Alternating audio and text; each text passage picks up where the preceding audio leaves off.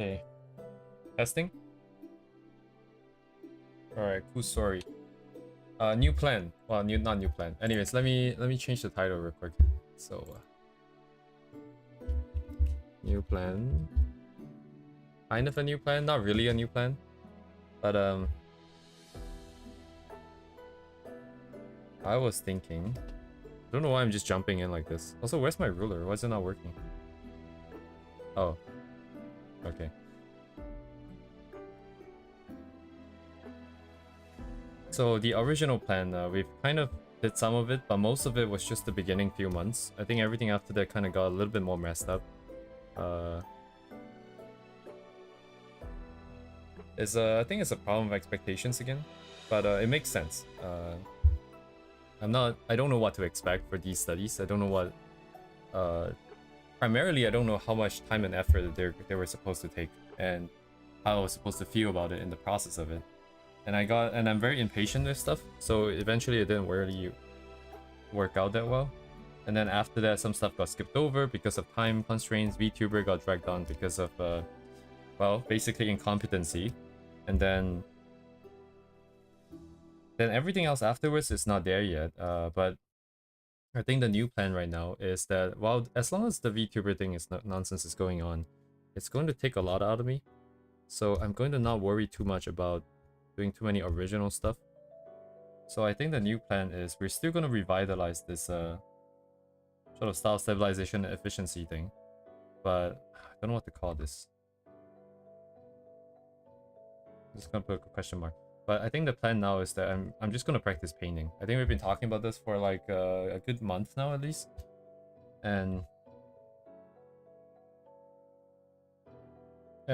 yeah, especially because doing the VTuber stuff is forcing me to go over a lot of different things in my head. And right now, at least the VTuber stuff is actually back on track, kind of. Not really, but it's definitely moving. Before it was getting stuck, now it's kind of moving. And the biggest roadblock hasn't been cleared. So in terms of resolution, I think it went the other way. So there's two ways to resolve issues for me. It's either I get better, or I do some mental gymnastics to actually just accept whatever it is that I have. So probably went that route instead of actually getting better, but the new plan would just to be do a bunch of paintings. And these would just be studies, and these would just mostly be like more brain dead stuff. Maybe that's not the best way, but just like studies of stylized stuff. And these would be like as much as possible single layer, but the single layer can only come after the colors have been set. So let's just call it low layer count.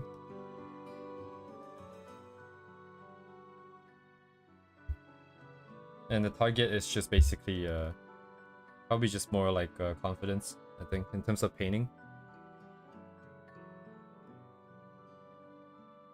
Let me think. I mean, there's a lot of stuff, I suppose. So it'd be like confidence, painting workflow, brushes, and like stylization.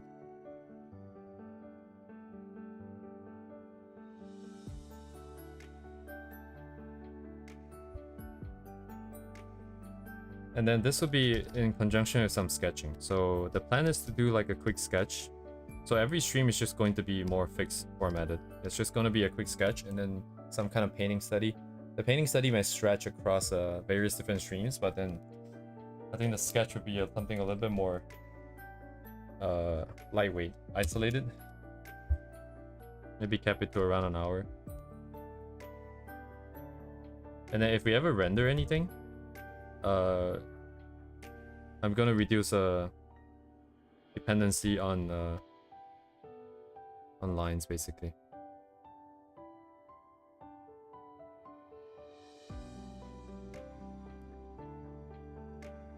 Man, my handwriting is not getting better, but that's that. All the meantime, VTuber related stuff is going to be ongoing as well. So you'll be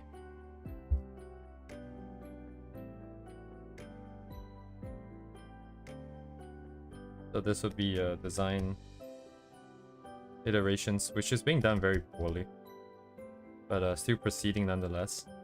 Some rigging of stuff that we are already done with. Some more experimentation with especially with some of the expression stuff. And then also the coding behind the scenes. So this would proceed in parallel as well.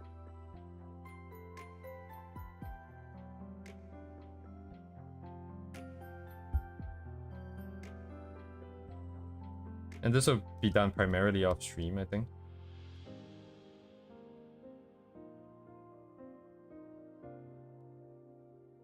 Okay. Yeah.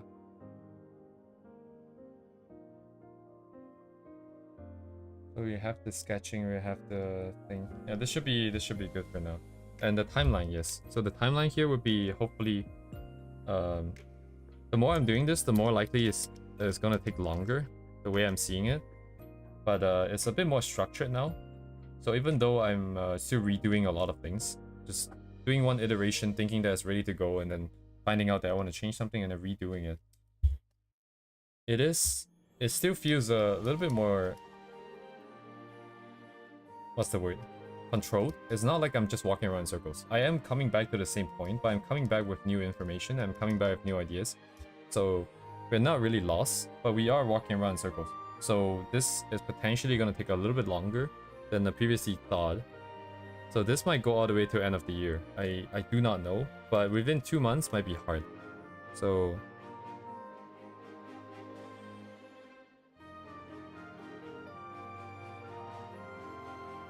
oh my god, not right. So this might go all the way like to end of year, I think. But I think this part here is important to not push the timing on this, because the more timing I push on this, the harder it is. It's basically impossible. It's like what people say, like if you want to have good volume and good like amount of art going out, you really have to stop caring. And I'm caring too much right now because the VTuber model is new. It's all nice and fancy. I have a lot of nice ideas that I want to execute, but I don't have the skills to do it. It means a lot to me, investing a lot of time and effort into it. So all of these things make it really hard to proceed because I know that whatever I'm doing is not good enough. But that's just how it has to be. That's why right now I'm just doing this really super slow but iterative process. Then even though I'm going around in circles,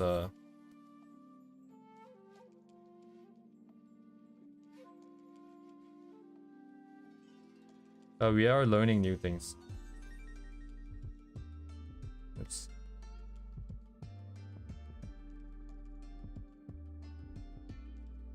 And then, so this is iteration.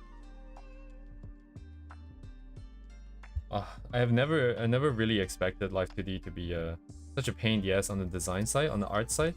Not even the rigging side. The rigging is not even a problem. All the fancy stuff, the more I think about it, the clearer it gets, because it's very structured, it's very technical. We're used to working in layers, so it's not that bad. It's just extremely tedious. But anyways, so this is the new plan for the foreseeable future. I think at the very least, I want to keep this up for until October, I think. Because I do have an issue where I evaluate things too fast, and I try to move fast. And art, I really cannot do that. I can't afford to do that. Or rather, I don't have the skills to do that. So, actually not really skills. In this case, it would be talent, I guess. It's more of a progress in terms of learning, which we're not really learning that fast. So, right now is the beginning of August, so we have about 2 months here. I want to keep to this plan, where we're just going to do a sketch. We're going to do some painting related studies, and then whatever, right? There will be no goals. There will be like no cool goals, like in terms of creating something super fancy or super original. So I think I should write that down. So this will literally just be the grinding. However, grinding doesn't have to be anything cool. It doesn't have to be something I like.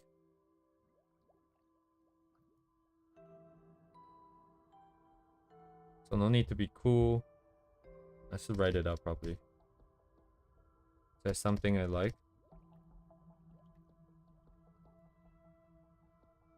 It doesn't even need to be something that's necessarily that I cannot necessarily do. It just has to be something painting related, I think. So no original content thing here. I might make an exception just for these few days before August 7th, but I seriously doubt it. Yes, this is the new plan. And I guess I might as well make the new... No one's gonna be able to read this, but at least the thumbnail can look a little bit different. Get rid of that. Thumbnail.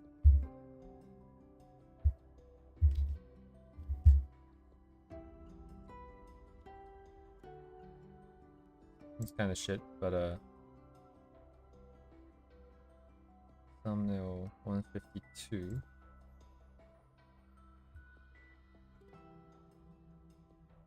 Save it. Okay, cool. So we're gonna start off with a sketch. I do not know what I want to do at the moment. So I don't know what it's like in the rest of the world, but it has been a longer weekend for me because today is yes, British Columbia Day, which is a holiday. And I also use up the rest of my leave to add it up a little bit, so I have more continuous block of time to work on Live 2D and stuff. And honestly, I have to say I'm just coming back to the same point, but with more acceptance of what is it that I have. And I think that's huge progress, even though physically I don't see anything different. Simply just because it's still moving forwards, right? It's me being able to accept what is it that I have. And it's not objectively necessarily bad, it's just I'm just very uncertain about what is it that I want to create and how, in what way, and stuff like that. And yeah, after constantly trying and failing, I guess I'm just gonna go with what I have, and then we take it one step at a time. And as long as I'm able to accept the fact that it's gonna take a while, we're just gonna have to iterate it until I'm satisfied, and then and only then will we conclude it. So that is the rundown of the current state of affairs, and I feel better than before. I feel more stable in terms of art related stuff. Even though it's been like 5 days worth of breaks, this hasn't really been like very restful, I think. I did this weird thing where I just slept every time I feel tired. So I end up sleeping 2 hours, waking up for 3 hours, sleeping 2 hours, waking up for 3 hours for like 2 days, I think it was. It was just really weird. I think objectively I slept more, I still feel very tired though. But anyways, I'm just gonna start with a sketch, and then from now on, like, I think I'm just going to, as mentioned, no original stuff. So anything that I see in the sketch, I'm just gonna copy directly. Ideally, more anatomy related still, because anatomy is still kind of sus. Oh man, I have to switch my mind back from Live 2D. It's not very compatible. The Live 2D way of thinking, and then the usual sketching and anything that's art, study, illustrative purpose related stuff. It's quite different for me. They don't play very nicely together. And it's not really because of the technical aspect either. It's just the art aspect is slightly different, because illustrations and sketching, I think it should be a little bit more free. Whereas the Live 2D stuff needs to be a little bit more controlled. Because of the stuff that I want to try to do, I cannot let myself just go like, hey, I'm just gonna put like 10 bajillion lines over here. And that's very hard. It's not compatible. Just swap back and forth here. So let's see. I don't know. So there's no theming to any of the things I'm about to do. We're just gonna be bouncing around stuff. Only the painting, I think, should be environmental focus, but the sketching, I think, can be anything I find. Which, because I don't have anything at the moment, I am not 100% sure. Okay, you know what? I'm thinking too much again. This is exactly the thing I'm supposed to avoid.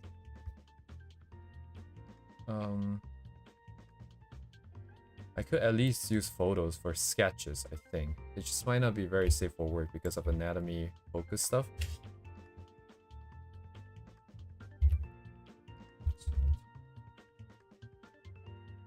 Chihuahua.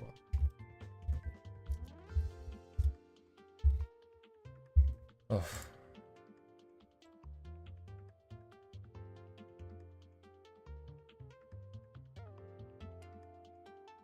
Okay, yeah, this is not going on stream.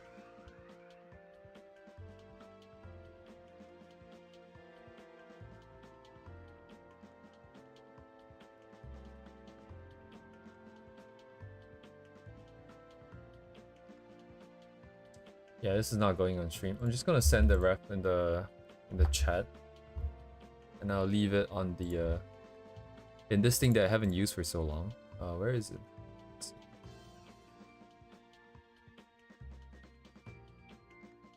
Oh, where's my source thingy? Oh, here. There we go. Let me see 1 second here. Oh my god.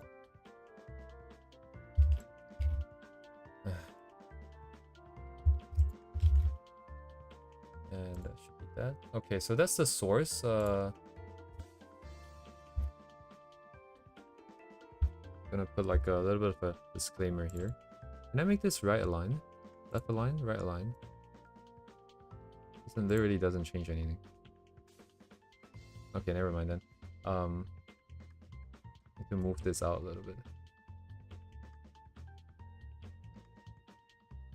You know what? It's not really slight not safe for work. It's kind of not safe for work.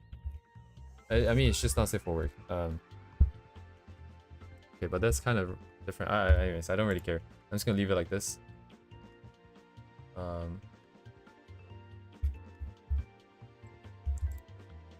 And then later, I'm just gonna find something else for our sketch. Sorry, for our painting thingy. And I'm gonna swap music out now.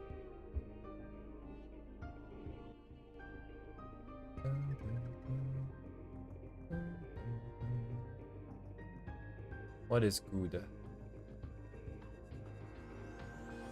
just gonna go back to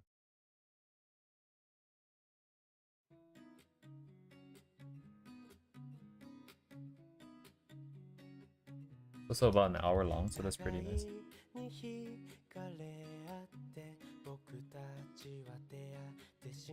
Okay, so yep, anyways, business as usual. So focus is not gonna be on anything quality. Well, it is, but like not quite the we're not gonna be that tight. We want to be loose as possible here.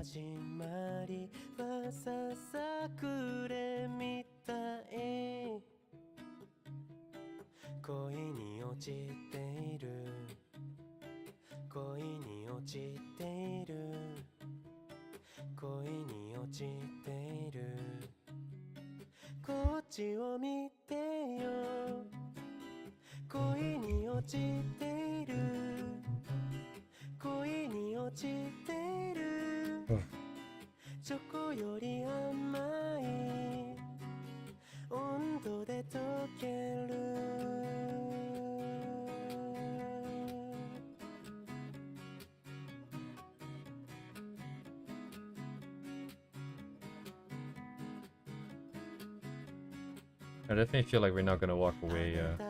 I'm not gonna walk away this year with nothing. It's definitely the most amount of work I've ever done. We're on what, stream 152? It's 7 months in.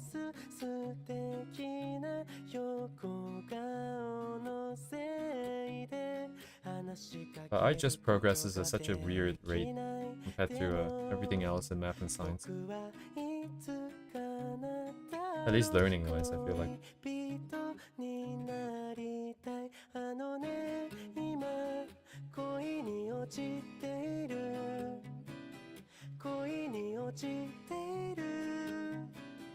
Oh,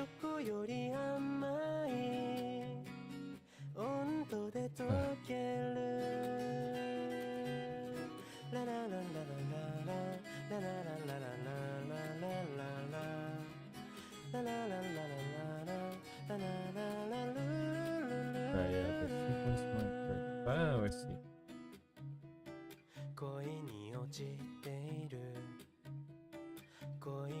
There's a flaw in the current plan, but we'll deal with it when we come to it. I think we should have enough ammo to deal with this issue when it arises.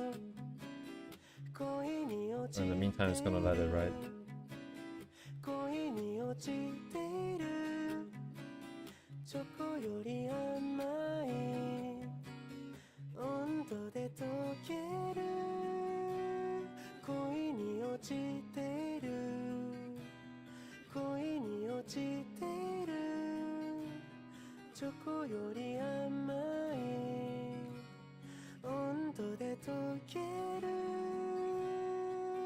I'm gonna do the body before the head.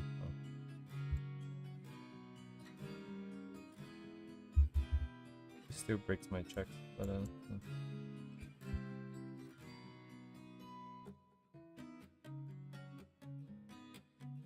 Man, it's just so foreign. I feel like I haven't drawn in so long. Hello, Goda. Buddha? Buddha. We have been through quite a bit, I think, for me personally. A lot of ups and downs, a lot of reflecting. Only just today I'm resetting my direction and I'm recommitting to a new sort of a new plan. But hopefully this is something that makes sense, something that we can get something out of. So I would say okay, I guess. Could be worse. How about you? I hope you're doing better than I am.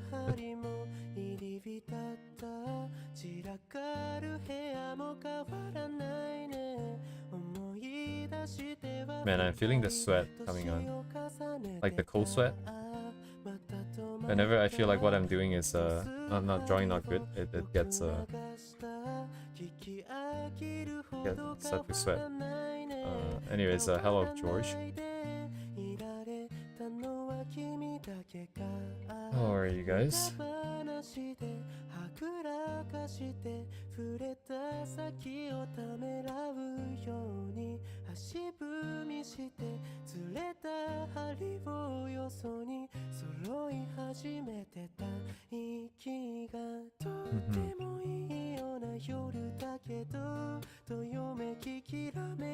Okay. Fate Trigger. New Apex game? What is an Apex game?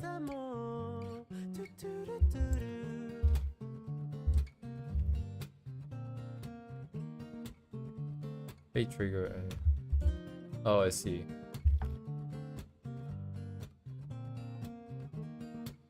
Haven't I think I did see a one news about this. Wait, where did I see it? Oh, it's like a random short on YouTube. Anime shooter. Hello, Lord Server.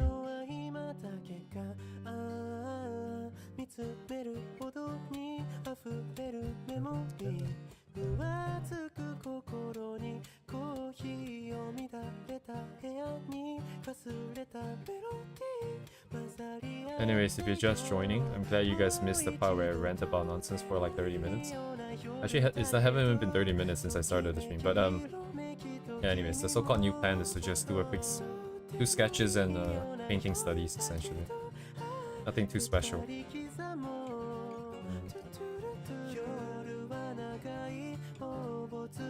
So business as usual, but with less original input. I think the important thing is to just keep things going.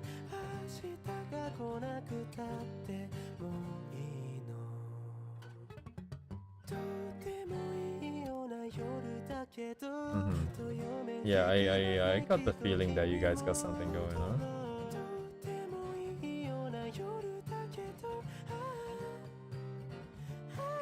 Yeah, let's just gonna suck for a bit. Okay. As I pick up the pieces again. Man, how many times has it been? Every day.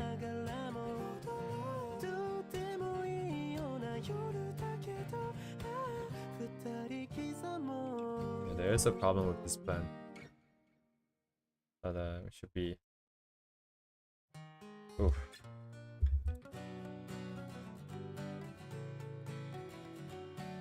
Deal with it slowly.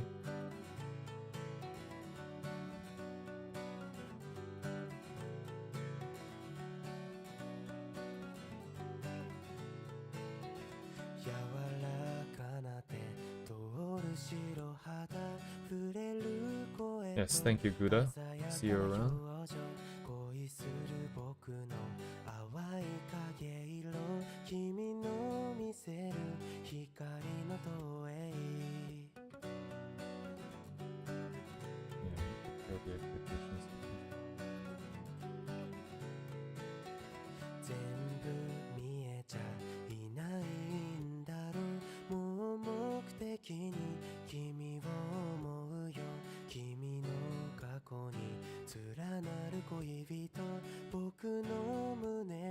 Anyways, I hope you guys are doing good.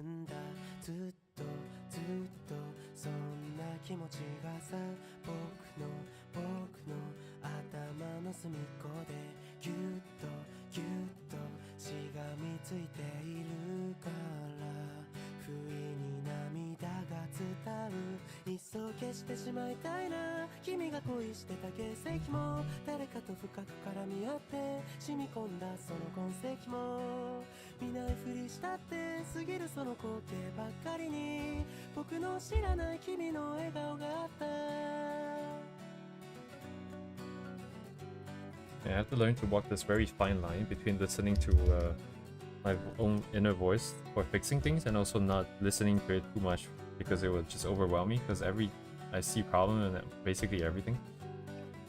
And we need enough to try to fix a little bit, to learn a little bit of things when we fix, because that's what you get, right? When you try to fix things, you learn a little bit more. Also with slightly more original input, you get to maybe learn about what is it that you prefer in this life, to keep it at a manageable level.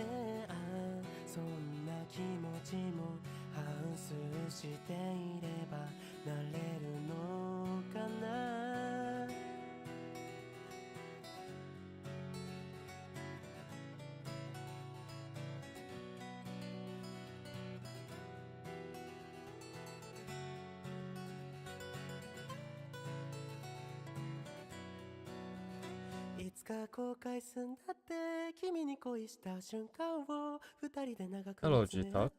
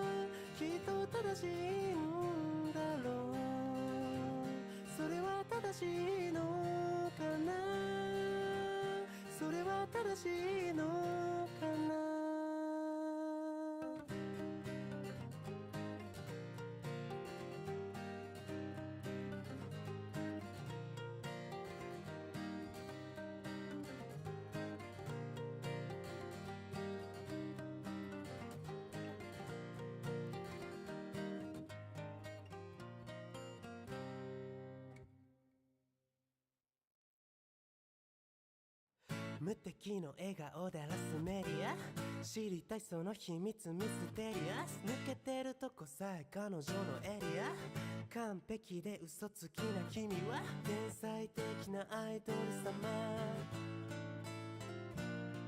今日何食べた好きな本は遊びに行くならどこに行くの何も食べてないそれは内緒何を聞かれてものらりくらりそう淡々とだけどさんさんと味噌で見えない秘密は蜜の味あれもないないないこれもないないない好きなタイプは相手はさ答えて誰かを好きになることなんて私わからなくてさ嘘か本当か知り得ないそんな言葉にまた一人落ちるまた好きにさせる誰もが目を奪われてく君は完璧で究極のアイドル金輪際現れない一番星の生まれ変わりその笑顔で愛してるで誰も彼も虜にしていくその瞳がその言葉が嘘でもそれは完全な愛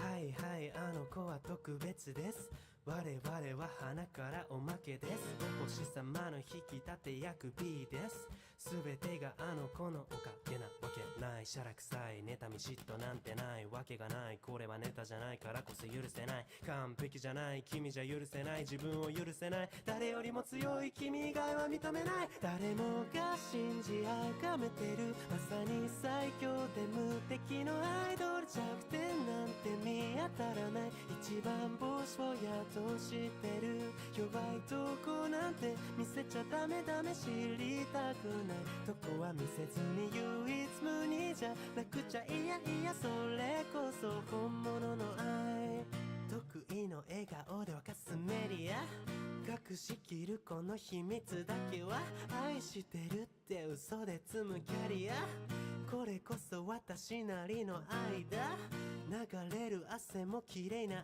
クアルビーを隠したこのまぶた歌い踊り舞う私はマリアそう嘘はとびきりの愛だ誰かに愛されたことも誰かのこと愛したこともないそんな私の嘘がいつか本当になること信じてるいつか Right, this is a little bit trickier than I thought. I'm just going to go with other people's sketches then. I need more hand holding. この言葉がいつか本当になる日を願ってそれでもまだ君と君にだけは言えずにいたけどやっと言えたこれは絶対嘘じゃない愛してる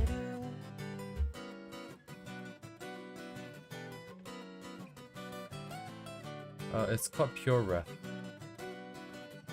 P-U-R-E-R-E-F. 1 second.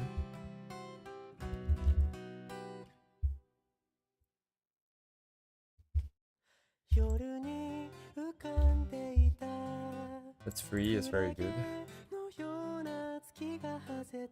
バス停の背を覗けばあの夏の君が頭にいる No problem, man.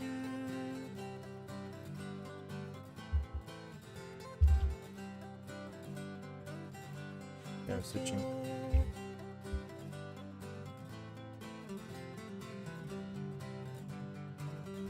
鳥乾いた雲夏の匂いが頬を撫でる This is rehab, so easy stuff only. 伸びしたままで遊び疲れたらバスで裏で空でも見よう時期に夏が暮れてもきっと覚えてるから追いつけないまま大人になって君のポケットに夜が咲く口に出せないなら僕は一人だそれでいいからもう諦めてるだけ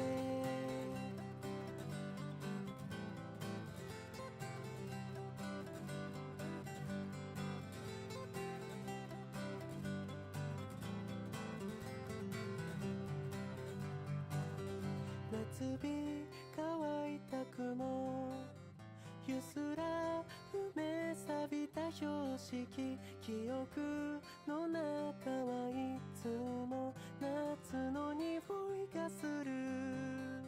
写真なんて紙切れだ、思い出なんてただのゴミだ。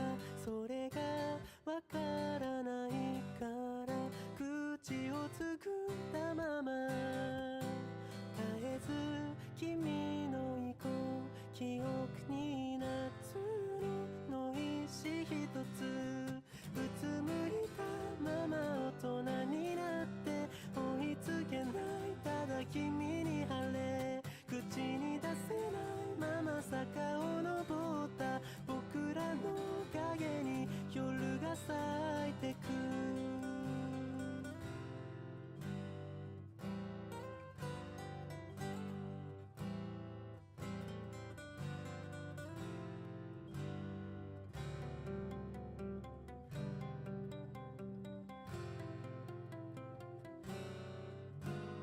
うつむいたまま大人になった君が思うまま手を叩け。日の落ちる坂道を登って僕らの影は追いつけないまま大人になって、君のポケットに夜が咲く。口に出せなくても僕ら一つだ、それでいいだろう。もう君の思い出を噛みしめてる。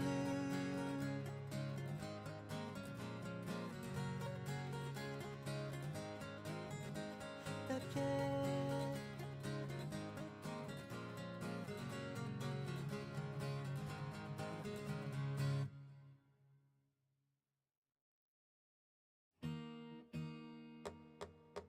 待って分かってよ、なんでもないから僕の歌を笑わないで。空中散歩の SOS、 僕は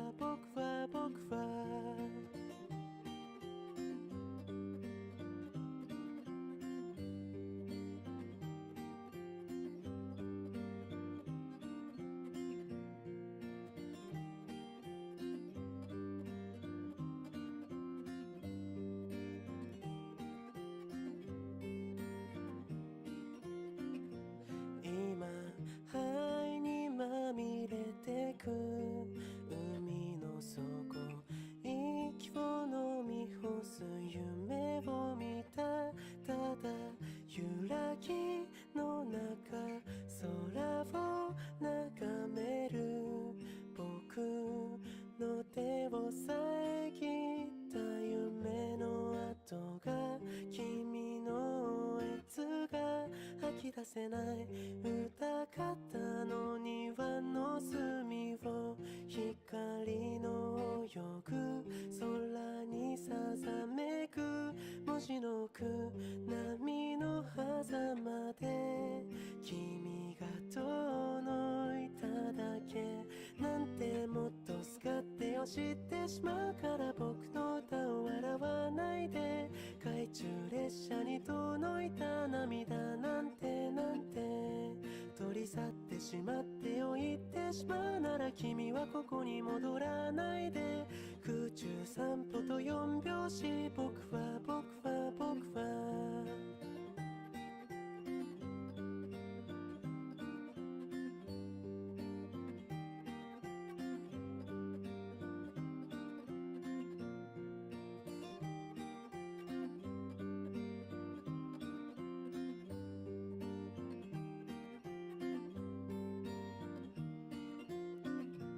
ただ愛に飲まれてく空の底、灰の中で夢を描いた。今心の奥消える光が君の背をかき消した。触れる跡が夢の続きが始まらない。僕はまだ忘れないのに、光に届く波に揺らめく夜の奥、僕の心に君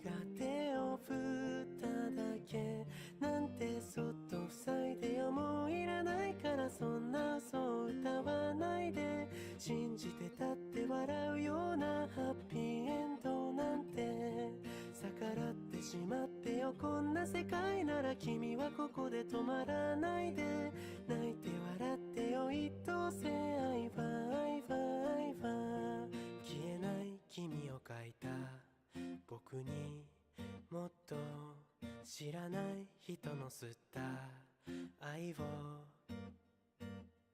僕を殺しちゃった期待の言葉とか聞こえないように笑ってんの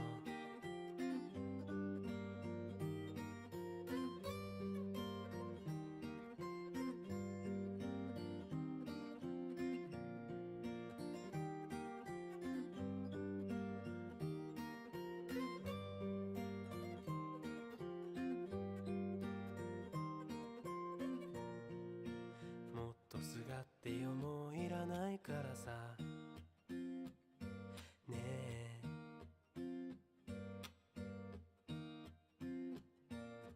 そっと塞いでよ僕らの曖昧な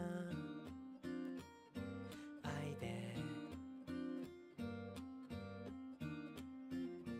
なんて待って分かってよなんでもないから僕の夢を笑わないで懐中列車に届いた涙なんてなんて消え去ってしまってよ言ってしまうなら僕はここで止まらないで泣いて笑ってよ SOS 僕は君は僕は最終列車と泣き止んだあの空に溺れていく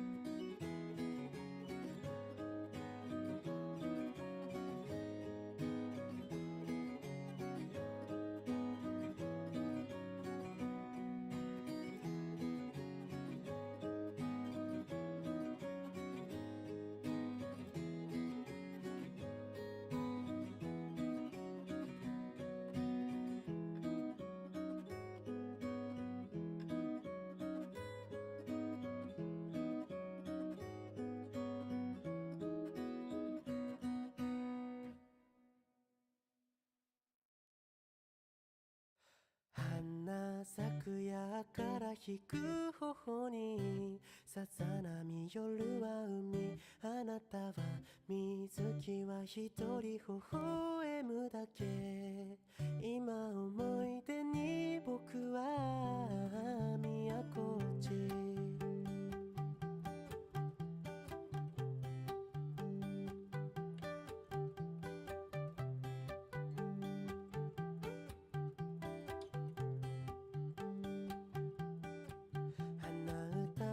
綺麗だね明日には行くんだぜ海猫が鳴いたね鳥でも鳴くんだね心なし乾いたら別れの時間だぜ夏風もまれてあなたに浅い影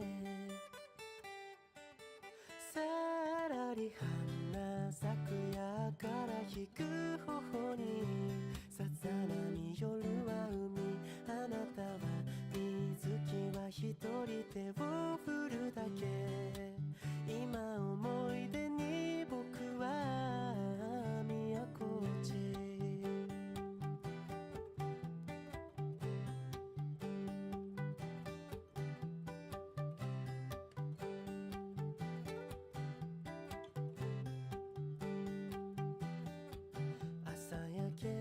綺麗だね船はもう立つんだぜ 海猫 I don't think so. あなたも泣くんだね I do not know this song. 2 years ago, 2 million views. Never mind, 6 years ago, 14, 15 million views. 向かい波飛ぶ鳥は遠くへ明日から向こうまで Probably check it out afterwards.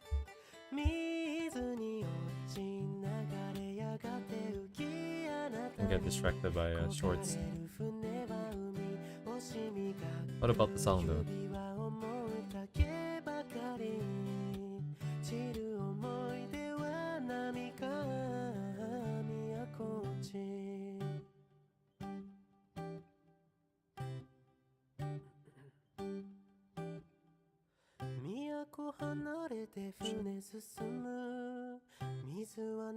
It's a very cute song, I see. About cats.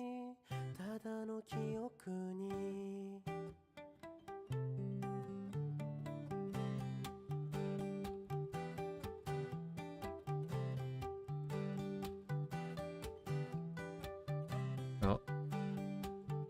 Thank you for the suggestion. I'll probably check it out afterwards.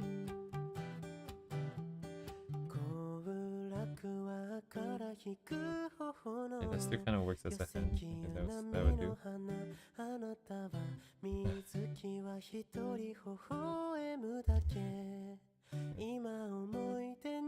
Okay, this new plan should be fine. This new plan that I have is targeting a lot of different problems that we have seen so far. Overthinking, not being motivated enough, failing too much. Everything should be accounted for to some extent.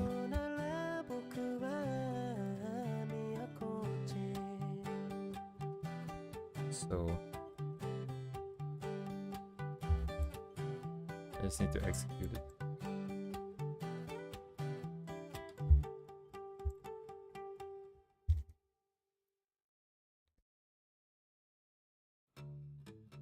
This angle doesn't really, this hand doesn't really work. I'm gonna leave it.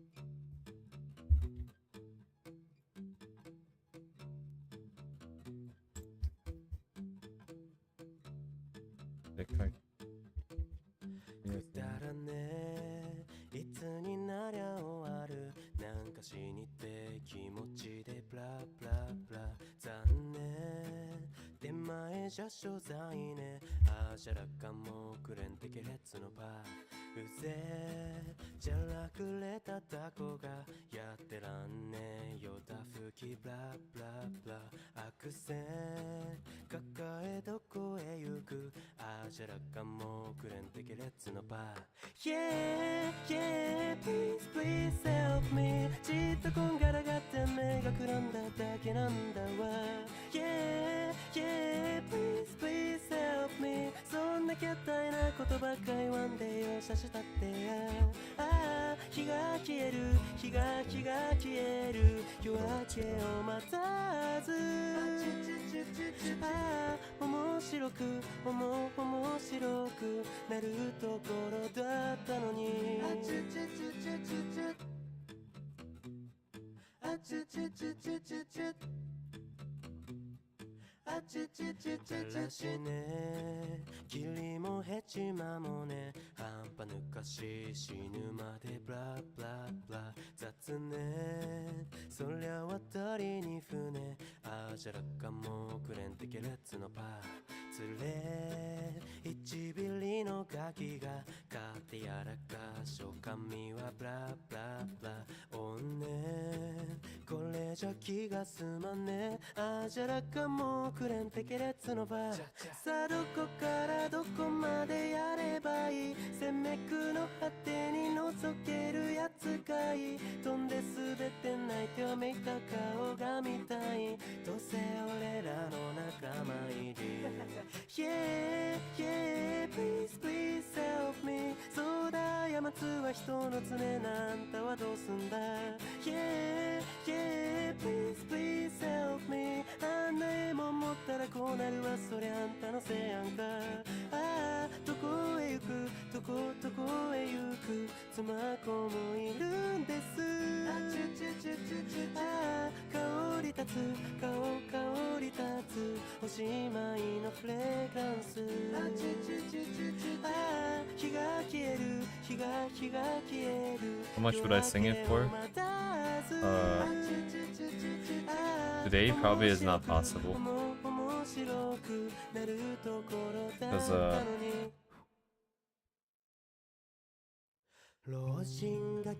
my primary goal here is to get better at art, and given the current state of the situation, it is Friday. I have to hear it first. I don't mind singing it for free. I don't want to take anyone's money for any reason. But no promises. I have to see what it's like first. I don't have any what's the word? Problems with singing embarrassing stuff, like cute stuff.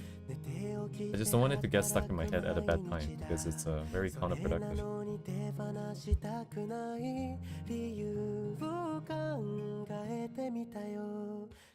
体も痛くなるだろうし友達もいなくなるんだろうな恋愛もできなくなるよなその値段じゃ売れないな僕が生きてるこの時間は50億以上の価値がある How do I feel like you guys are making like a bad behind the scenes about like whether if I was singing it or not? これ以上何が欲しいというの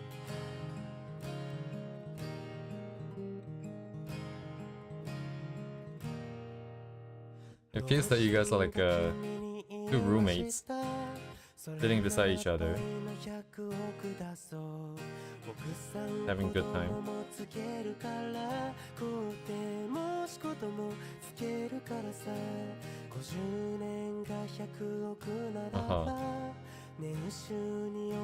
That doesn't really help your case though. It really does sound like you guys know each other very well. いらないよ僕が生きてるこの時間は100億以上の価値があるでしょ生きてるだけで丸儲け I'm sure you guys are でもなれる今がいいのどんな夢を描いてもいいどんな恋をしたっていい無限大の可能性は誰にも譲れない何十回立ち止まってもそれでも僕を諦めない僕が生きる理由は僕が決めるから僕らが生きる時間は決して安いものじゃないから後悔しない選択を選んで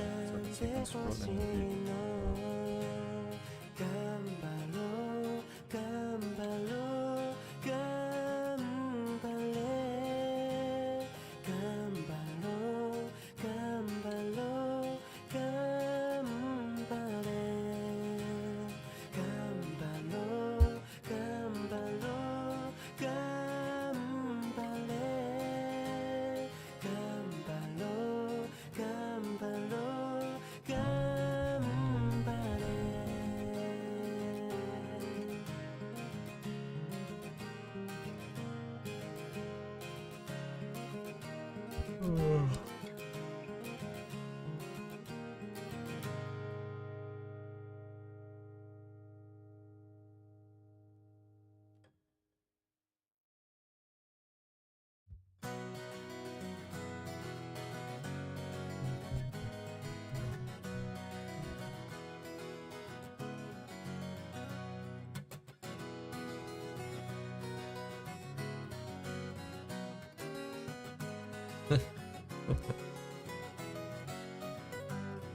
Thank you for the sentiment.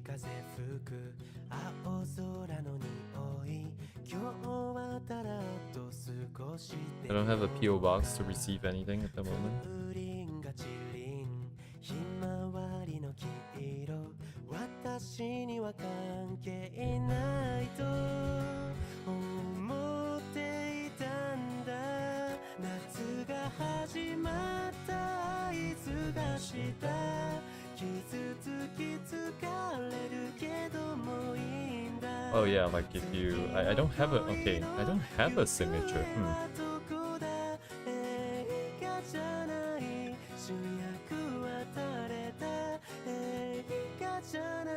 You can definitely have my signature once I have my signature. I too would like to know what my signature is gonna be like. So far I've only done it like this on my original stuff that I did that I've drawn before, but it's not very original. Maybe add a mascot. Yeah, like I think once the VTuber is done, a lot of these things can come out. I can promise you that I will definitely not blow up before Because at the current rate that we're going, you know, I get like, I don't know, 2 subscribers every other day or something, so we're not going anywhere in terms of the numbers. I won't be doing any videos anytime soon, which is, I think, where you get more subscribers. Streams are kind of stale.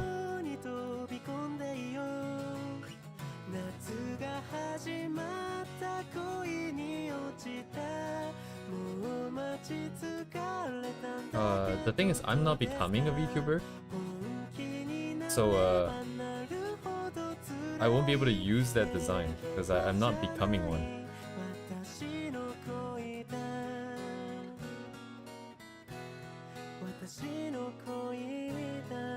Oh, that's very cool actually.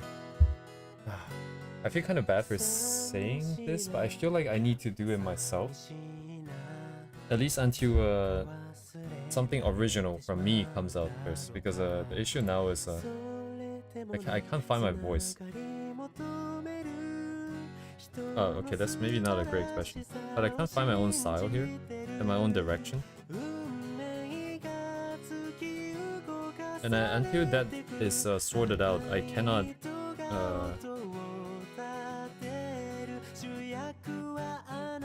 or rather, I would like to avoid having additional sort of different things coming in, which can muddy the waters a little bit. But I'll keep that in mind for sure. Like down the line, I'm gonna be in here for the long haul, and down the line it'll be really cool if we can do something community based. Ooh, that's gonna be a while. If you guys are still here.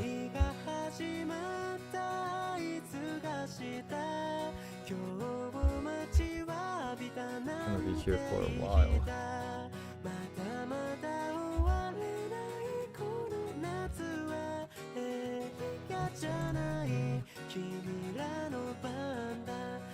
Okay, one more sketch.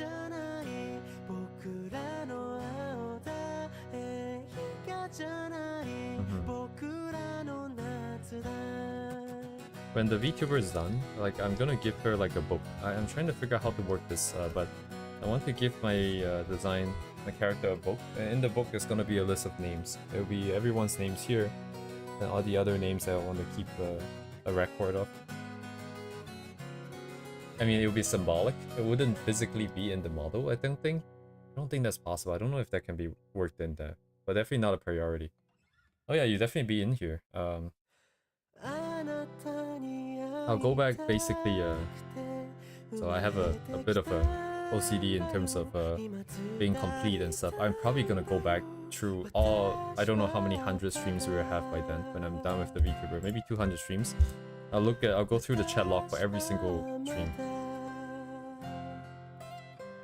And then I'm gonna pluck names and then I'm gonna put it into some kind of a log, I think. And then, did I renew my domain name? I think I did. Oh no, but it's not the one.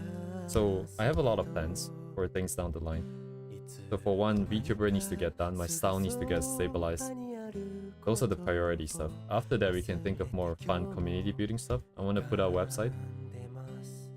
And then I can maybe do some world building there. We can give like subscribers custom logins for some stuff. And then we can maintain a list of the names there as well. Yeah, I believe that, you know, as long as you have the skills, people will come. If you have the skills, you have the vision, and you're actively building a world, building a community, people will come. I'm not too worried about trying to build stuff early, because I don't have anything. There's no reason why anybody would want to be here. I don't know why you guys are here.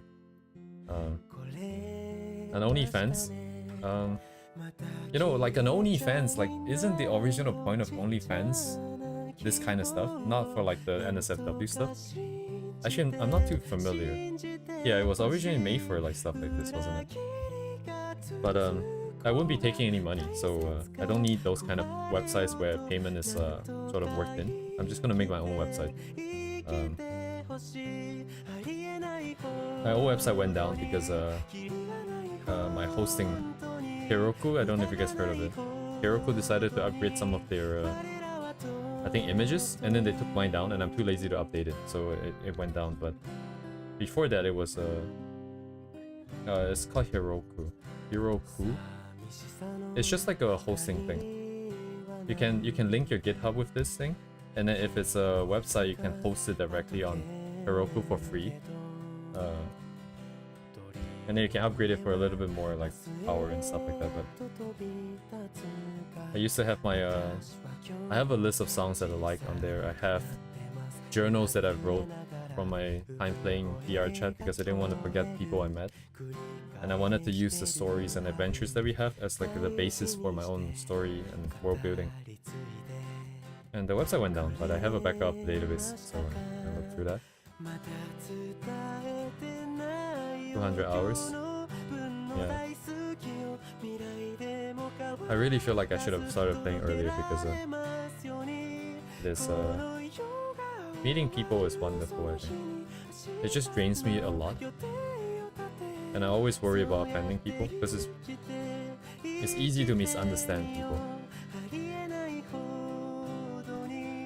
There's also weird people on there, but that's the charm of VR chat, I suppose.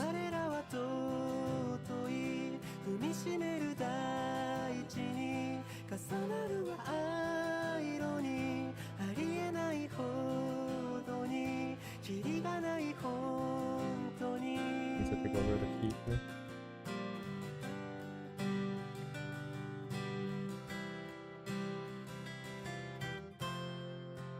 Yeah, I'm gonna go into like a little bit more of a dream state for the next 2 months. I'm gonna disconnect a little bit more of myself from the actual activity that we're doing because it is getting in the way. Too much originality, too much thinking, too much wanting to be unique. Things are gonna get turned off here.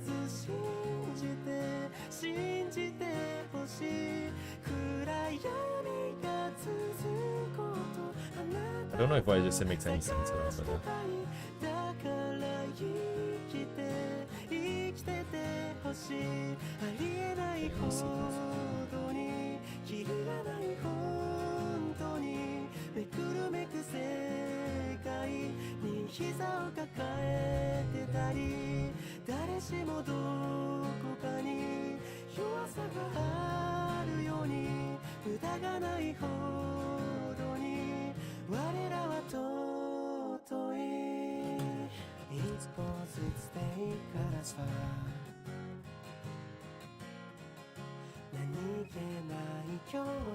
oh man, my back is killing me.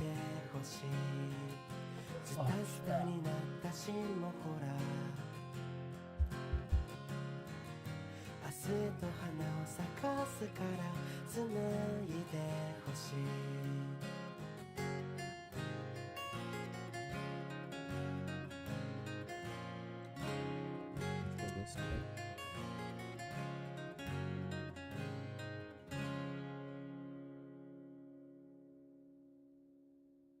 this will probably be the last sketch before I move on to like more painting related stuff, which I don't know what I'm gonna do. But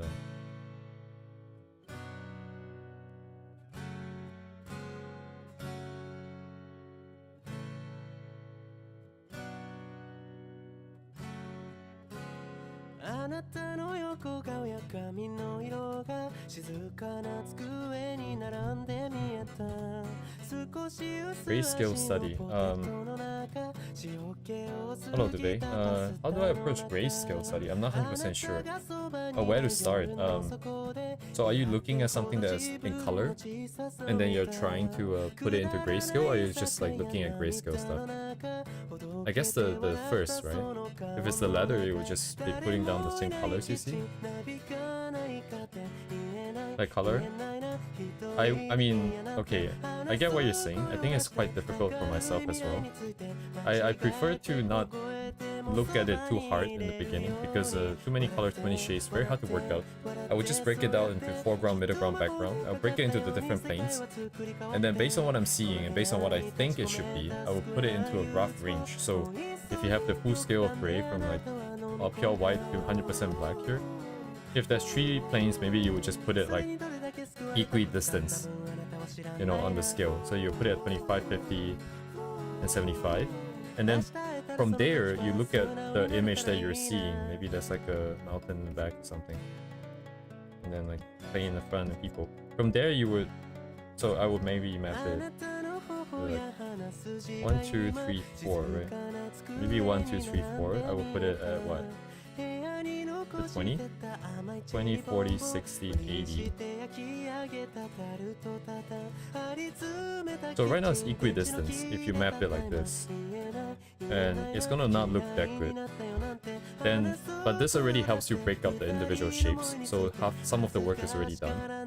Then based on this and based on what the original reference is, I will bring the values a little bit closer to where they are. So maybe these guys are closer. So maybe you have like painter stuff in the back. Maybe it's like 10, 30. And then the ones in the here, this might be like a 60 and this might be like a 90. And then from there on, it would just be each individual area, you try to break it out into further stuff. So imagine from 40 to 70 or something like that. So for area 3, you try to repeat the process. And then slowly you will break it out. But yeah, as in, it becomes a lot easier to from what the few times. By the way, I have like very minimal experience in this. The only times I've ever done this, you've seen me do it on stream with Min's art, and those are like very complicated and whatnot. But like the values were very clean. The value separation was very clean. Actually, is it in this board? I think I moved it to the other board.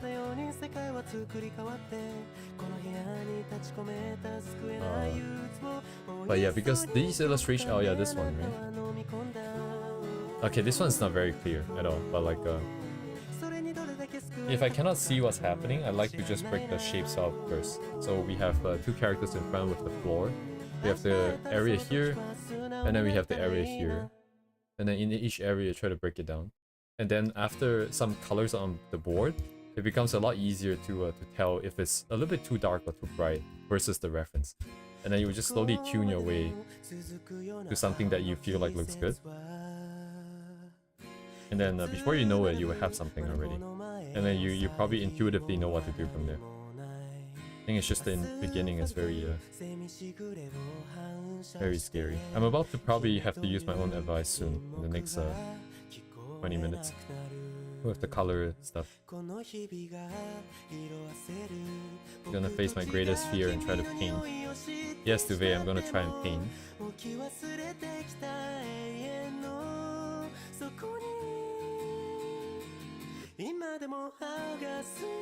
The current plan that I've outlined for myself is trying to target a lot of different... Well, it's not really targeting, it's trying to work around a lot of the problems I've been facing recently. The lack of motivation, the lack of the self-confidence. And so we start off with like an hour of just sketching. And I'm gonna turn off any sort of desire for original works. That's why I'm just copying 100%.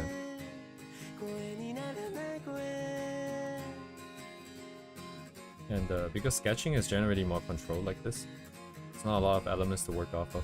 Anatomy being a little bit off, I think is fine. And then, so this helps to build like confidence within the session, and also warms up and all that. Then I'm going to go into painting, which is the biggest issue right now. And then as I'm working on this as well, I get to get a feel for how pain in the ass I am, like during this stream session. I can get very pain in the ass with like how particular I want to make certain things. So it helps me check to see if my mind is in the right state and how much overriding I need to do. If everything is okay, then I'll just let it run. If it's a little bit too OCD, trying to fix things that I don't really have to fix, then I know that I have to tune it back a little bit when I get into the painting stuff. All these are still theoretical. When we get into the actual execution later, I will know how it feels. And then this way I can just keep things going without having to be too invested in the art, which is what is stopping Live 2D, which is what makes things very difficult when you're too emotionally invested. if you're only doing stuff as studies, then there's no emotional investment. So that prevents that from jamming me up. In the meantime, we're still exposing ourselves to new elements, keeping the practice going, making sure we don't overstep our checks and stuff. Theoretically, this should work fine. There's only one thing I didn't really account for, which is the, you know, how fun this whole process is. But I don't need it to be fun. I just need it to work. Because once it works, then over time, I will see the value in it, and then it doesn't have to be fun anymore. It will just be a productive thing that I can do. It will self-justify, and then I don't have to worry about it. And then this entire process is also very brain-dead, because I'm explicitly not wanting to do original stuff. It then frees my mind up to focus more on Live 2D, which I need to sort out quick. And when Live 2D is sorted out, I can then return my attention back here. So everything so far seems to be fitting together, planning-wise.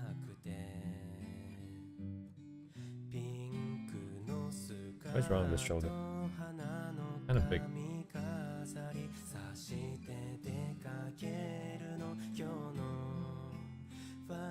Kind of high.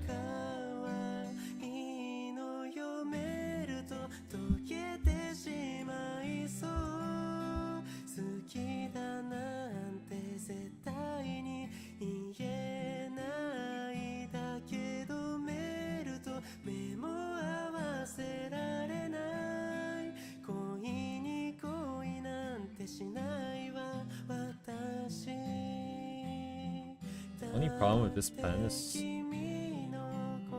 well, it's not really a problem. It's just it is gonna be slow.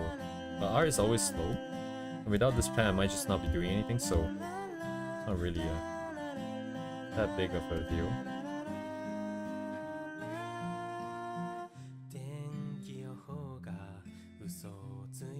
Because for this plan to work, I have to do passive learning. I cannot do active stuff.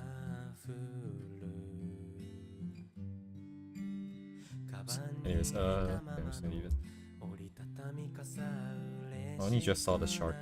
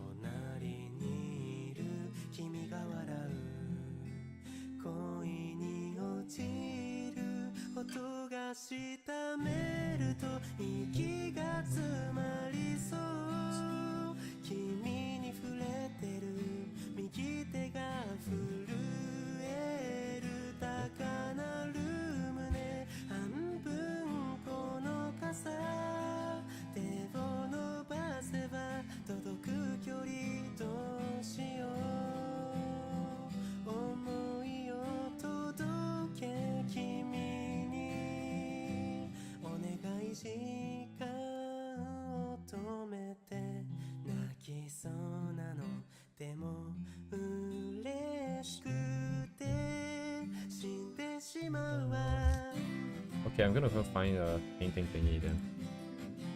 What do we have?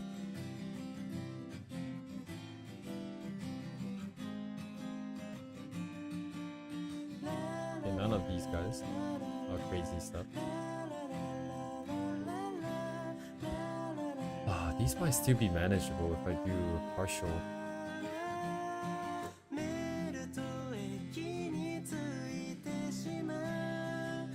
Oh, that's the rough way this is. Who is the artist for today? Duvet. Actually, Duvet, do you have a good recommendation for painting related studies? Because I can find stuff myself, but then I'll always be in my own sort of bubble. Bubble. And painting studies, I don't think it has to be related to anything at all.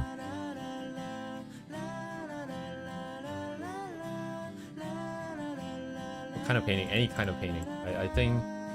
Because I think what I'm trying to achieve is mostly just confidence in painting and understanding the process. Just so, like, anything that is painting. Like, I guess these are also paintings, but I guess these are also paintings. They just don't feel necessarily very extremely painterly. Maybe this is not a bad place to start. Because I like what I'm thinking is that these are still like kind of very clear cut in terms of like oh what color, but I guess that's a good start for me before I overwhelm myself again. Because I remember some of the artists that you recommended, they are very painterly. I think maybe I'll just focus on this area for now. Yeah, I'll just do a section over here. Even just the grass and stuff. Oh.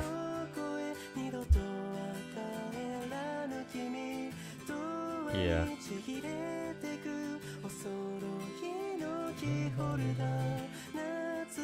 Circle section? Is that a difference between like squares and circles? What a question to ask. What day is today? August 4th. No idea, okay.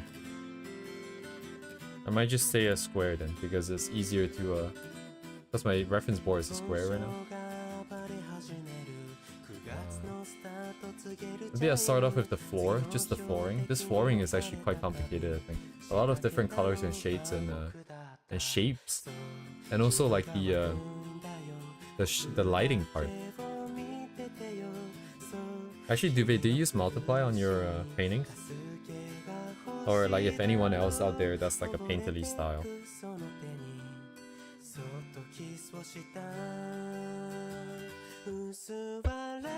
I'm just curious how you guys would tackle the lighting here. Okay, use a lot of blend modes. So I think like the intuitive way to do this would be to have a floor of various different shapes and colors, and then put the shadows and the lighting in with blend modes, because that would be the easiest way to put on top of everything, instead of having to paint those colors separately like you would if you were actually doing traditional. Which I cannot imagine what's gonna be like. My tablet is constant. Okay, I'm just gonna restart my tablet real quick.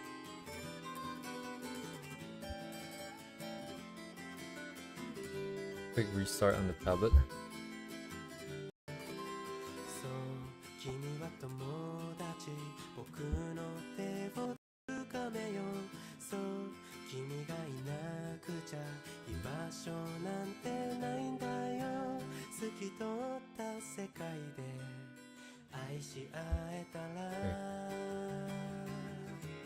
That should be... well, hopefully it's better, but I don't think it's actually gonna be better.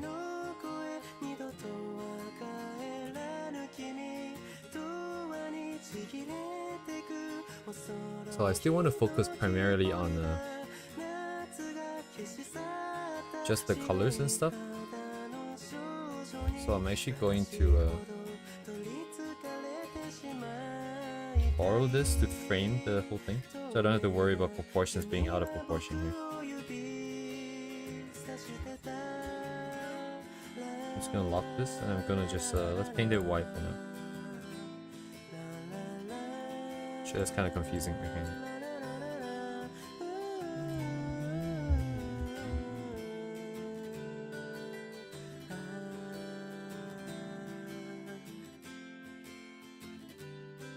Screen for lighting, okay. Yes, thank you. Yeah, how do I start this? Let me think about this. I could just start by putting down the colors I see, but I feel like that's kind of like just printing it. And I'm not really analyzing anything. So maybe I should start off with just... how do you start, actually? Because if it's value, I would just do what I just did before. I can always do the values first and then put the colors in after.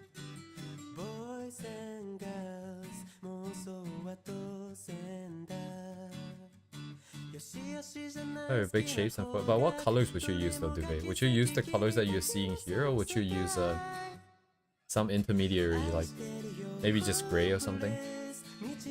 Because I've also seen people do paintings in like a very painterly way where they will just take a marker brush on low opacity and they will slowly build up the values.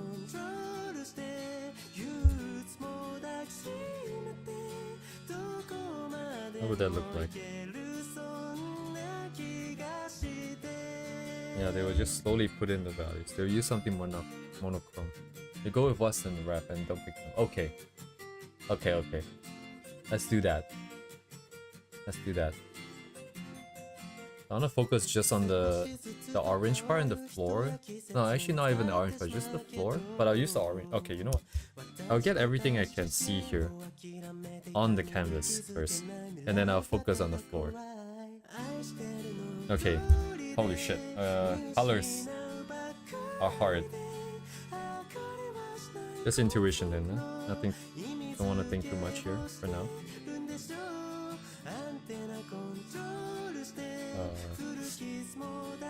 Actually, you know what? I'm just gonna block colors in.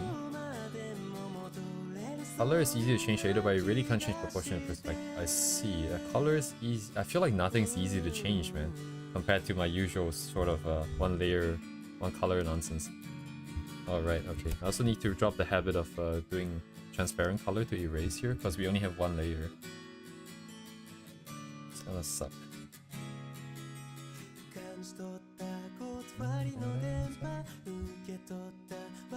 Man, I'm gonna suck at this for quite a while.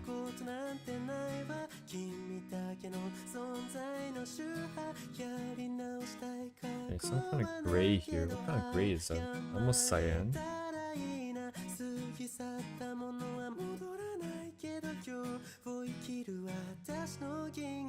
I'm gonna blame my tablet for all the difference in colors I'm about to put down. Oh man, this is rough.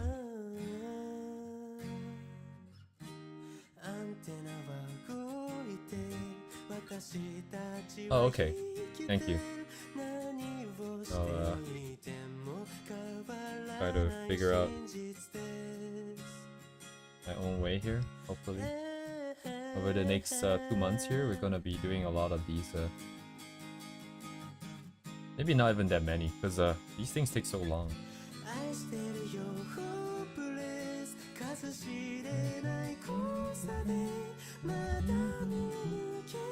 Oh my.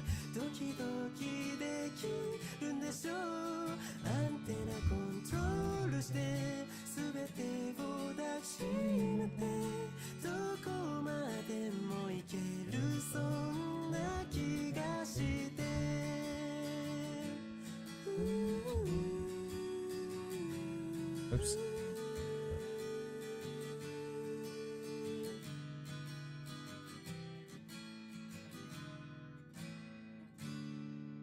A little bit greener.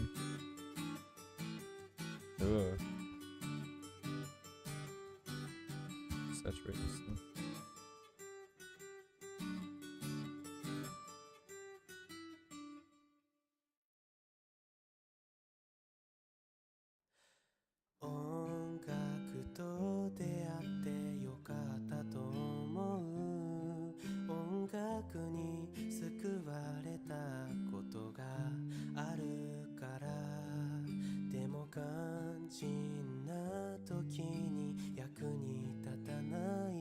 Oh right, my Discord is not open.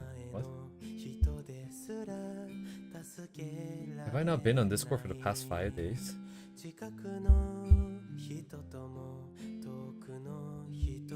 I just disappeared into live 2D land. And I still haven't started rigging yet.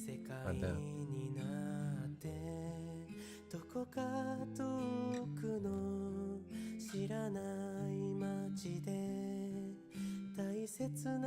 Oh, everyone's working so hard in the server.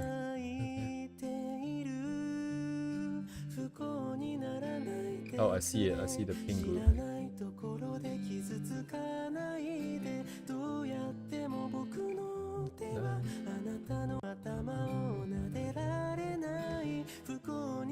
I see. Thanks for sharing, Vivek. How long does it take you?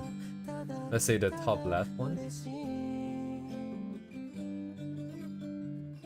They do side by side on the big canvas. I see, I see, I see.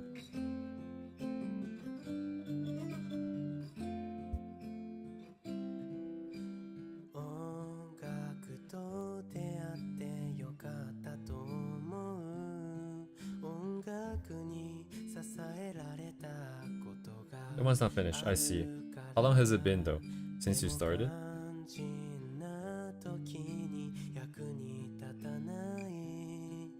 I think it's time for the brush to come in. 人ですら守れないこんなに科学が発達しても僕にできることはほんの少しどのくらい距離がある I see, I see. のかなあなたの I just realized if I did it this way, I can't really exactly use blending modes that well. Does that also mean I leave the floor here untouched for now? Should I just put this in?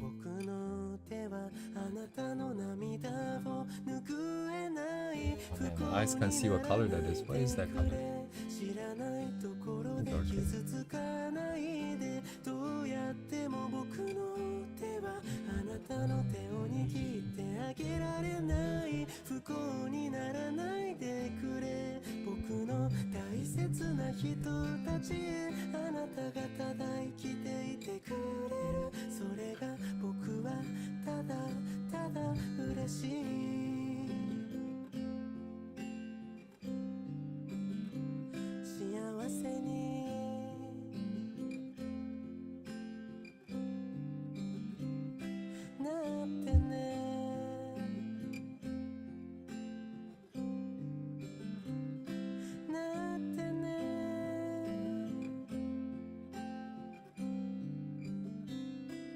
Happy Baba?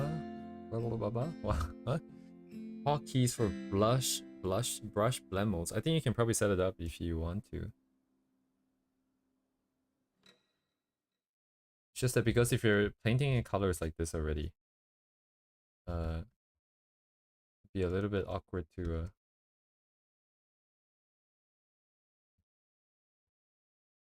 use blend modes.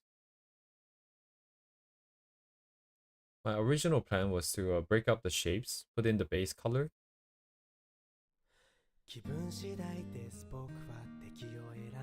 and then go from there.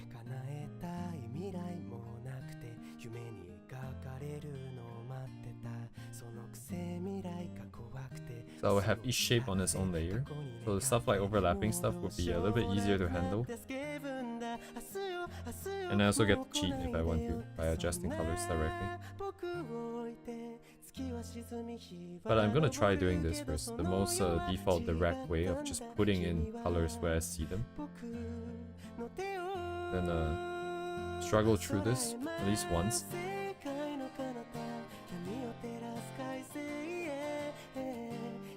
Oops.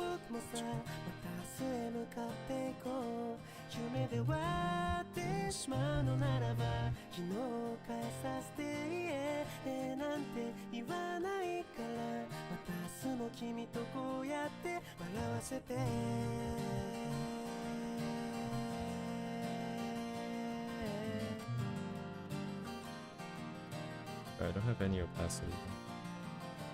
It's probably time to get some opacity.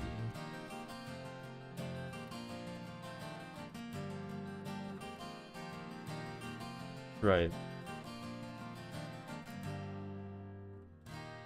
I don't know if I'm necessarily analyzing.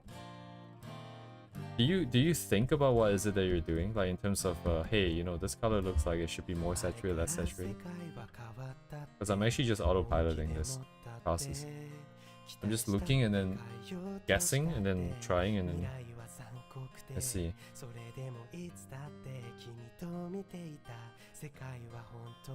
Getting more desaturated here. Getting more orange.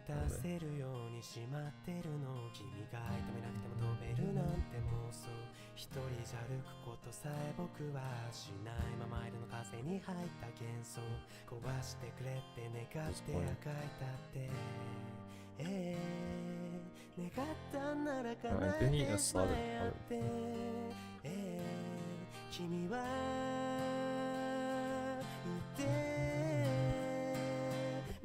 Anyways, yes, thank you for sharing your experience here, Duvet. This is gonna hurt for a while.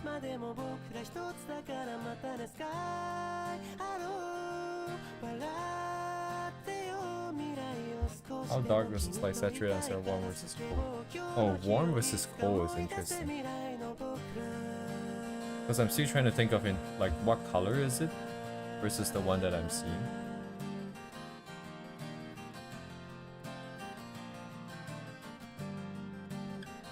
Oh, I see. So that's why. So if I use the sliders, then it becomes a lot more obvious what is it I'm trying to change.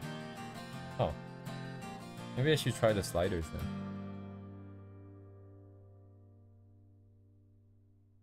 After I put in most of the colors, I guess. 私あなたに会えて本当に嬉しいのに当たり前のようにそれらすべてが悲しいんだ今痛いくらい幸せな思い出が Oh my god, hello. 別れを育てて歩く Welcome, welcome. 誰かの居場所を奪い生きるくらいならばもう私は石ころにでもなれたならいいなだとしたら勘違いも戸惑いもない Very, very Genki ですね。知らないままで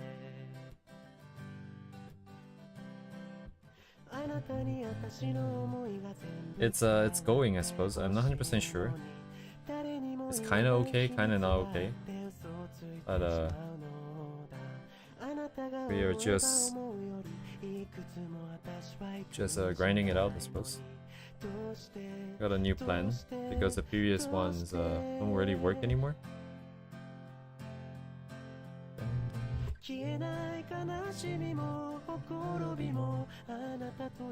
And yeah, finally starting on trying out rendering. Sorry, like painting. Oh my god. Being very afraid of doing this for too long.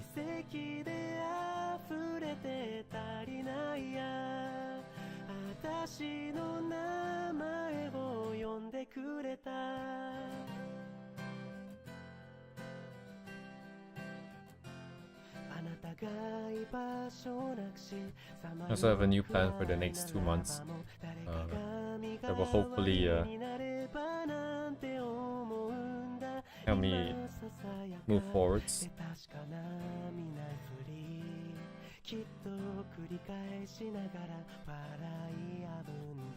Mm-hmm.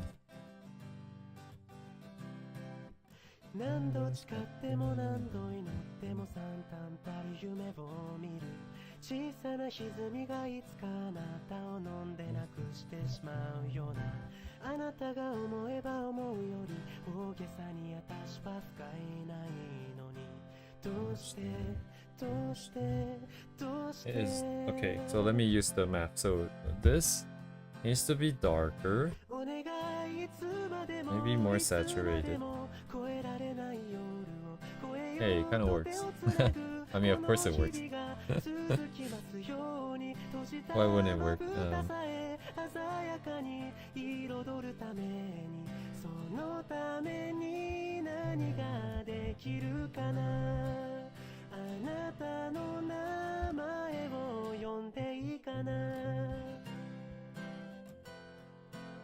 Yes, the painterly side, yes. It's where I want to be as well. I would like to be proficient at painting because it does seem more freeing to be able to paint instead of having to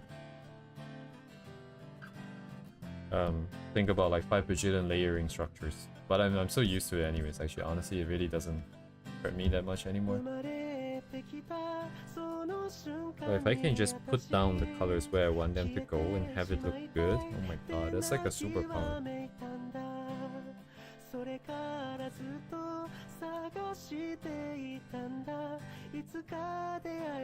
Yeah, George is right though. Like I probably also wouldn't be staying in Painterland for like that long either. I just want to pick up some skills, and then I do like my lines. But I just don't want to deal with like 5 bajillion layers anymore. So I want to be able to put down a bunch of lines, and then I want to just paint off of the lines. But we'll keep the lines in. So it'll be more like Min, where the lines are very much a part of the thing.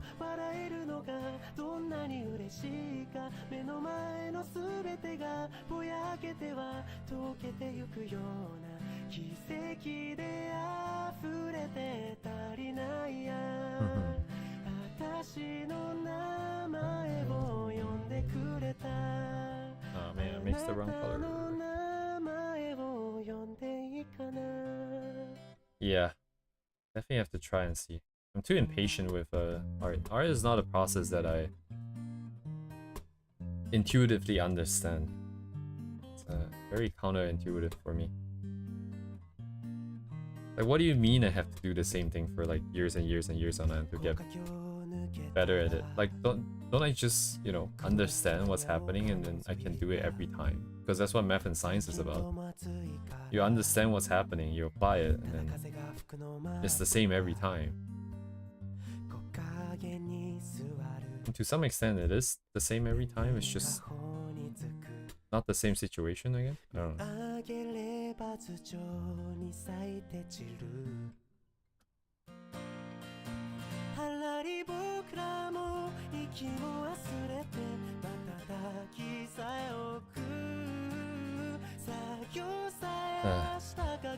Painting, 3D, designing, other forms of creative media. At the very least, if nothing works out, I'm just gonna go back to drawing anime butts. That'll be my legacy. Not safe for Patreon.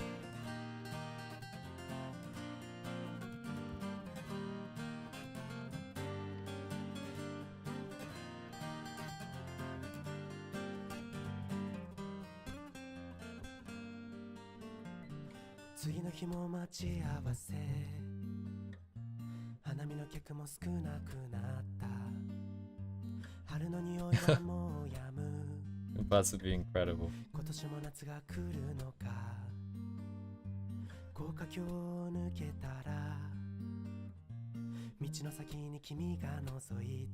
Gym bros are missing out, man.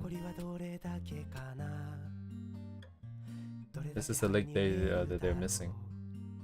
Why am I not getting what I'm wanting?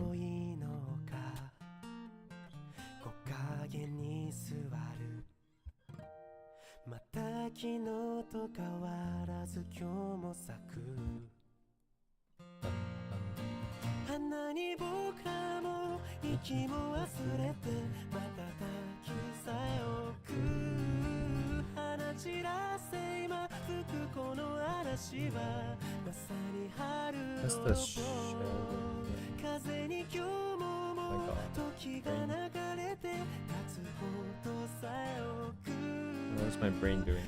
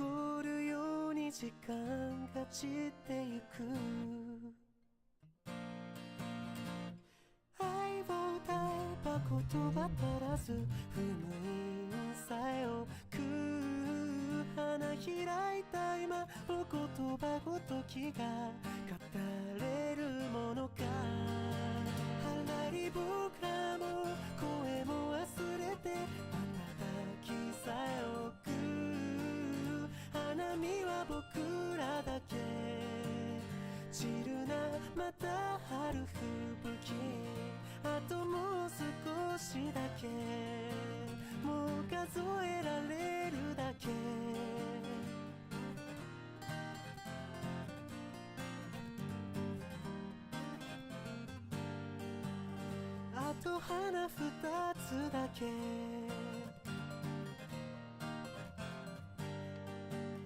もう花一つだけ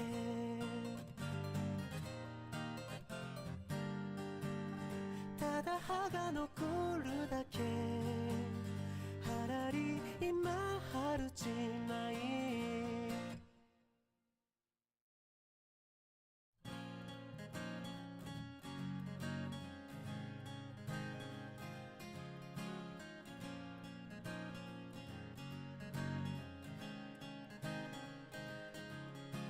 垂れ流したテレビの音ためてしまった洗濯物は今日こそ晴れでもあえて外には出ないでよあえないスナックとアルコールで乾杯をしよう二人吸いままいも噛み合わないとしてもお互い寄り添うように少しずらしてみようよ君がくれた太陽月で隠れないよ輝きた夜間のように歌うメロディー戯れる slowly flowing day 愛してるも通り越して似たもの同士越して年老いるまで笑っていたいね君がなきゃローリローリで夢の中 fall asleep in bed 起こすからモーニングコールで I protect you from nightmare baby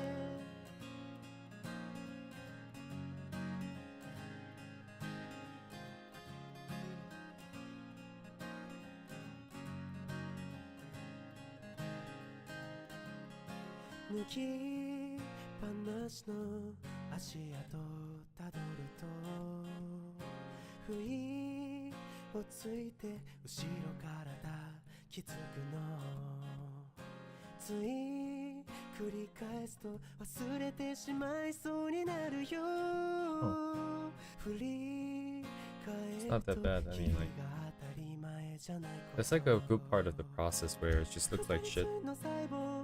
It also doesn't necessarily take that long for things to kind of take shape, I guess.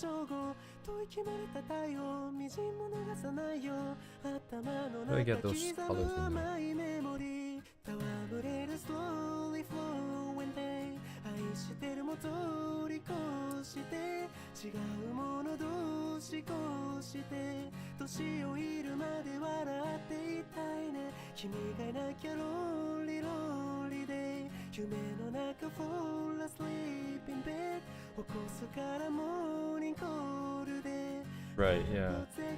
Green is such a color that I don't like. 離さないでいてごめんこれそばにいたいだけだね抱えた想いはお互い様でしょほらは行こうでしょすれ違い間違いもあるし筋がき通りかないだし悲しみだって半分こにしよ Some green, some 別 reds. れじゃない希望一人よがりになれないようにいつも君がいなきゃ今もどっかで動けないままの僕でありがとう伝えたいのですこれからは僕が Hello, 支 Kirio. えてくって呆れてしまうくらいにね愛が増していく day by day 面と向かうとどうしてもう素直になれないなごめんね戯れる slowly flowing day 愛してるも通り越して似たもの同士越して年老いるまで笑っていたいね君がいなきゃローリローリで夢の中 fall Amount of gray. asleep in bed 起こすからモーニングコールで I protect you from nightmare baby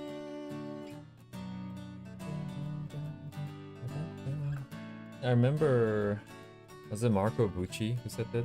Was it Mark Burnett? Ah, shit, I always forget which one is the one that I remember the video from, but Yeah, the grays are more important than the saturated parts. I need a lot of nice variation in the grays and stuff like that, but I don't know how to do it properly.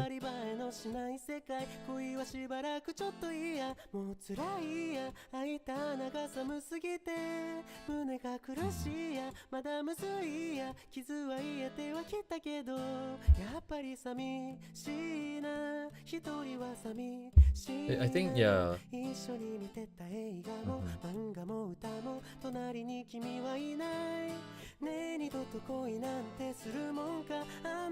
I kind of get some of the ideas. Do I get it? But anyways, right, my plan is to try and get most of the colors in there and then paint the thing. But that's not related to what we're doing. What we're talking about. Yeah. I understand what you guys are saying. Yeah, I think right now it might be a bit too early. It's a bit hard to contextualize you know, what you guys are saying into the current context. I get the words, but how does that change what I'm doing right now, right? Like that part is a little bit more abstract for me. We'll get there, hopefully. Hopefully. Let's see what the limit is. Because I'm really kind of hitting the limit in terms of what should I do next is the question that I'm asking myself. I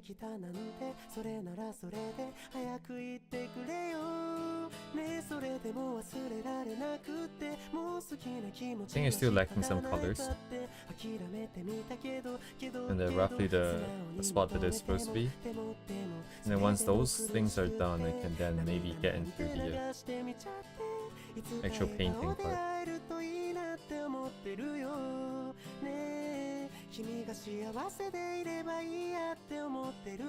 I'll make things a little bit greener.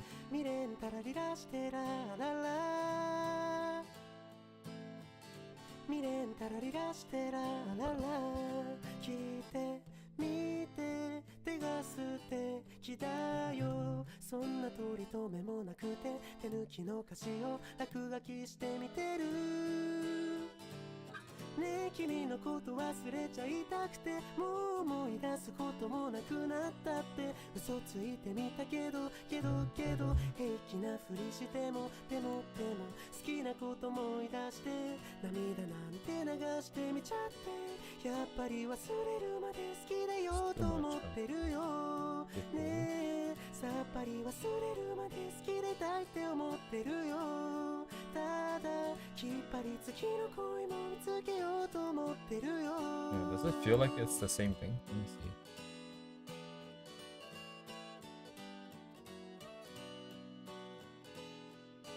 Kinda, at least from afar, I kinda at least feel like it's same thing. Mine's not green enough, so shadows and stuff. Some parts are not dark enough. They can make green with yellow and blue, but the green you get will never have high saturation. Oh, interesting.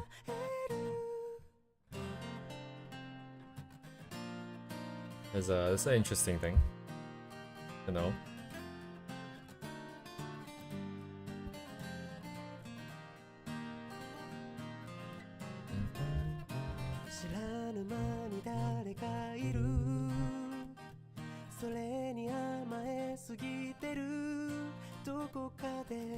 Oh, interesting. Color mixing, huh? Is that... How does that play into the modern digital art, since we can just pick colors anyways?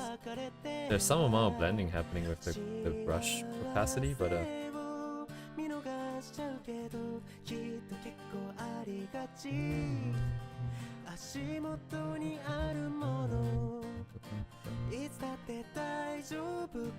yeah, learn as we go.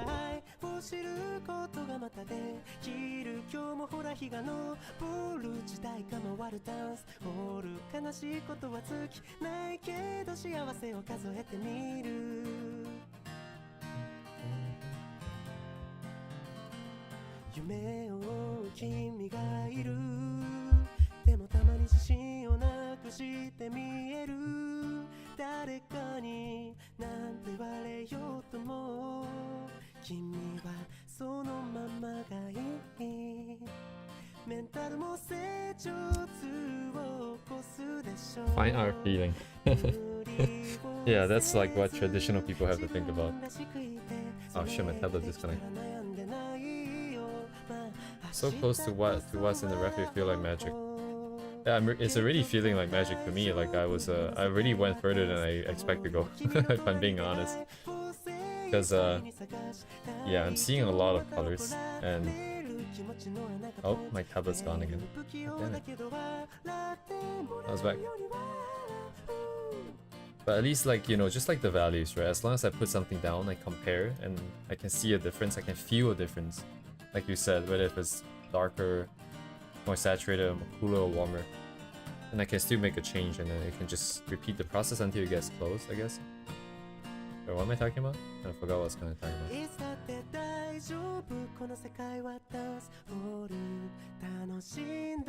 But at some point I'm going to be right, yeah, at the end I have to compare.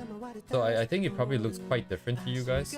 Because as before, I've noticed that my tablet's colors and my monitor's colors are quite different. They look somewhat close to me. I can still see a lot of differences, but in general, it's feeling like the same vibe to me right now. There's a chance that it's a good chance that it's still quite different from the original. Probably quite different from what you guys are seeing too.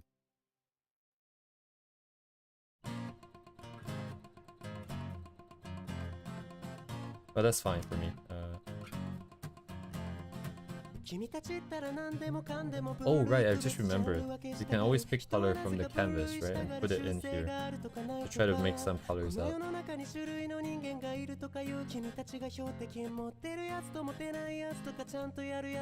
I'm hitting the limit of what I can see, I think. Wait, Duvet, when you say to pick colors after you're finished, you mean like after finishing the entire thing, right? You don't mean finishing just the color up stage?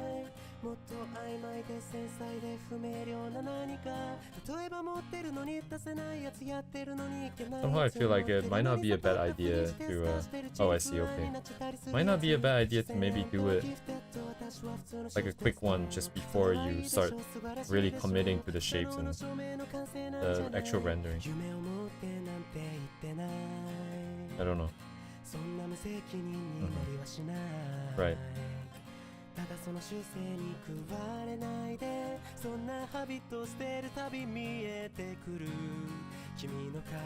Right, okay, that makes sense to me. Thank you.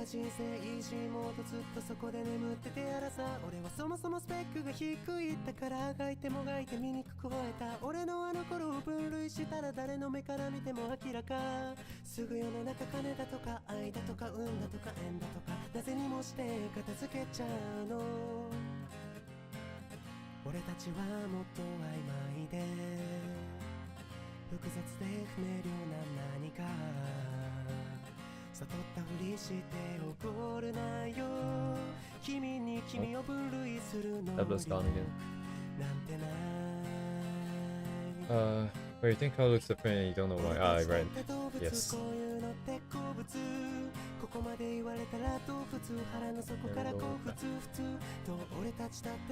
shit. I blinked and then now the colors look very clearly different now. Huh. It wasn't this obvious just a second ago.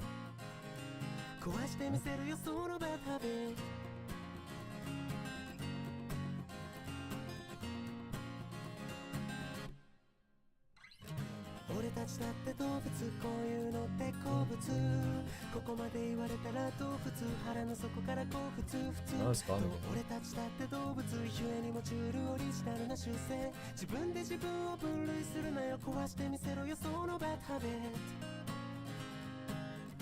Super obvious this is not blue now. 壊してみせろよそのバッドハビット More yellow.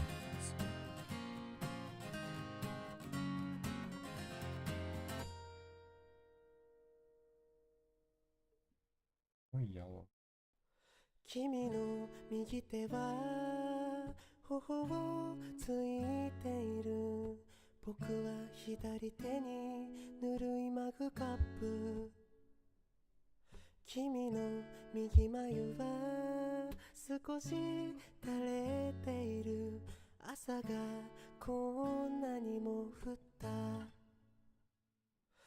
一つでいい知らぬボタンの一つでいい君の胸を打て心を忘れるほどの幸福を一つでいいんだ右も左もわからぬほどに手探りの夜の中を一人行くその静けさをその一つを教えられたなら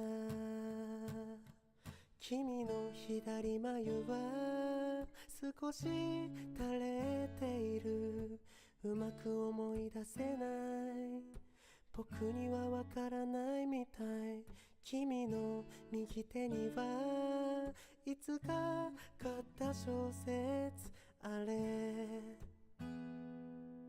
それって左手だっけ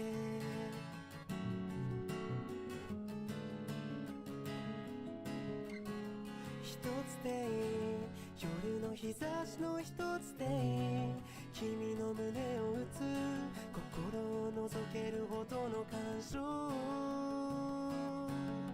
一つでいいんだ夏に舞うようのその中も手探りで行けることを君の目は閉じぬことを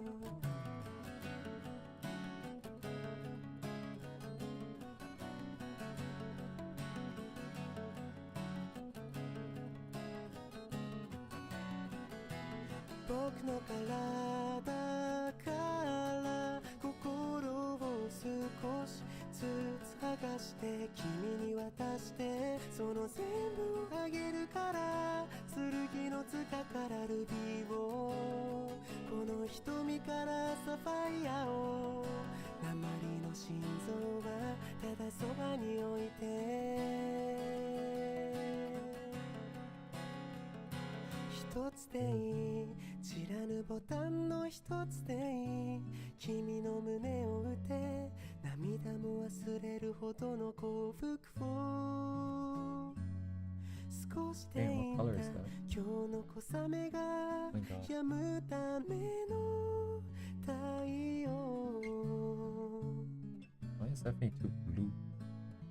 So 少しでいい just go 君の slowly, 世 I 界 guess. に少しでいい僕の靴跡わかるだろうか君の幸福は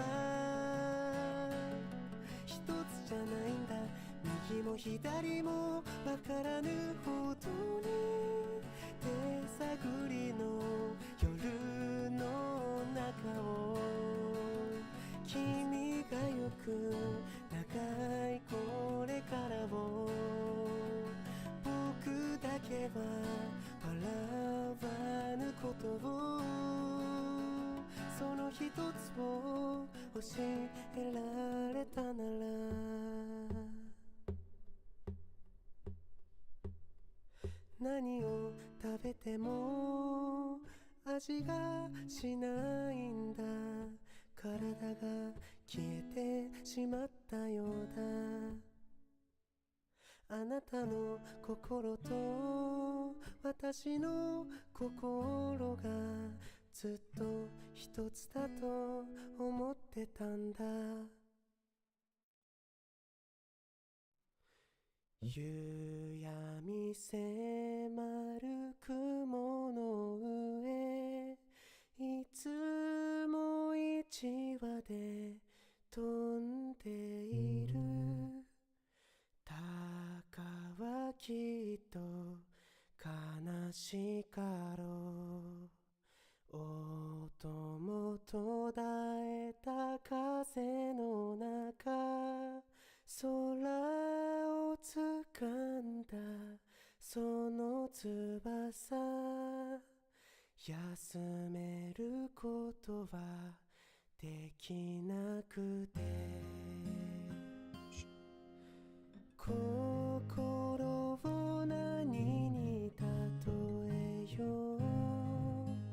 鷹のようなこの心を何に例えよう。空を舞うような悲しさを、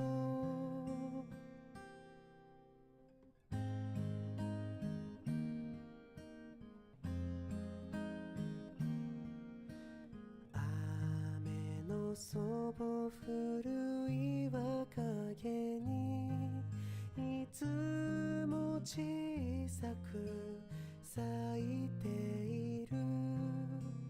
花はきっと切なかろう。色も霞んだ雨の中、薄桃色の花びらをめでてくれるでもなくて、心を何に例えよう。花のようなこの心を何に例えよう。雨に打たれる切なさを、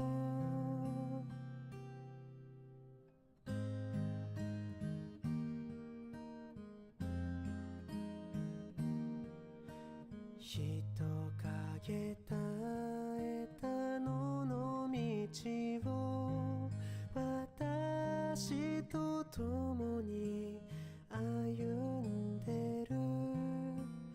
あなたもきっと寂しかろう。虫のささやく草原を共に道行く人だけど、耐えてもの言うこともなく、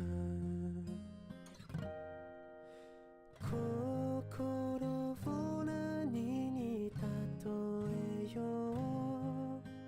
一人道行くこの心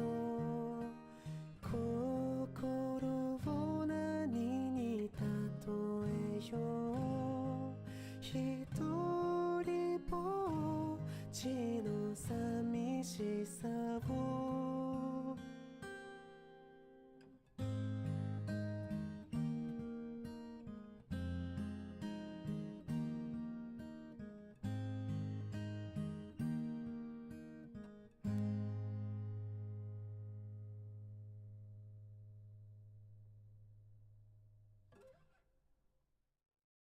羽ばたいたら戻らないと言って目指したのは青い青いあの空。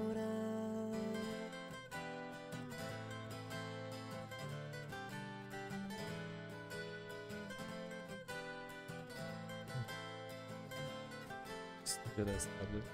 悲しみはまだ覚えられず切なさは今掴み始めたあなたへと抱くこの感情も今言葉に変わってく未知なる世界の夢から目覚めてこの羽を広げ飛び立つ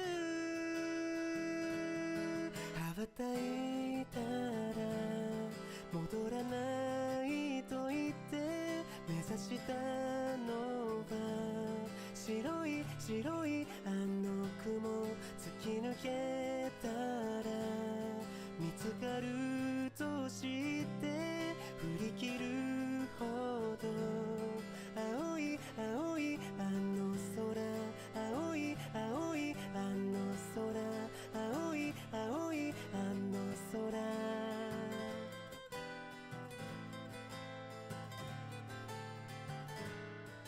愛想尽きたような音で錆びれた古い的は壊れた見飽きた過去はほら捨ててゆく振り返ることはもうない高鳴る鼓動に呼吸を預けてこの窓を蹴って飛び立つ駆け出したら手にできると言って誘うのは遠い遠いあの声眩しすぎたあなたの手も握って求めるほど青い青いあの空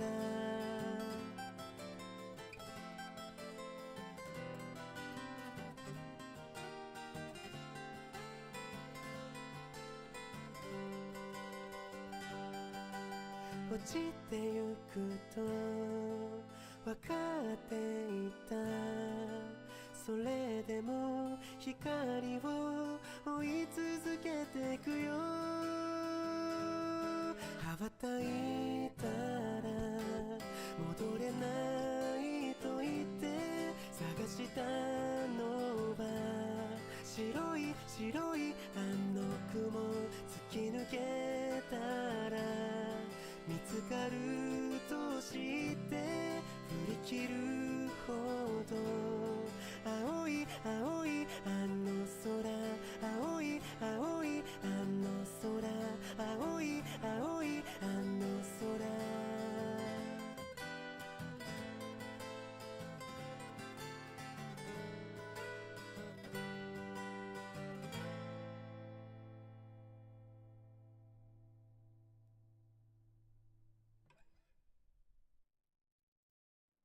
新時代はこの未来だ世界中全部変えてしまえば変えてしまえば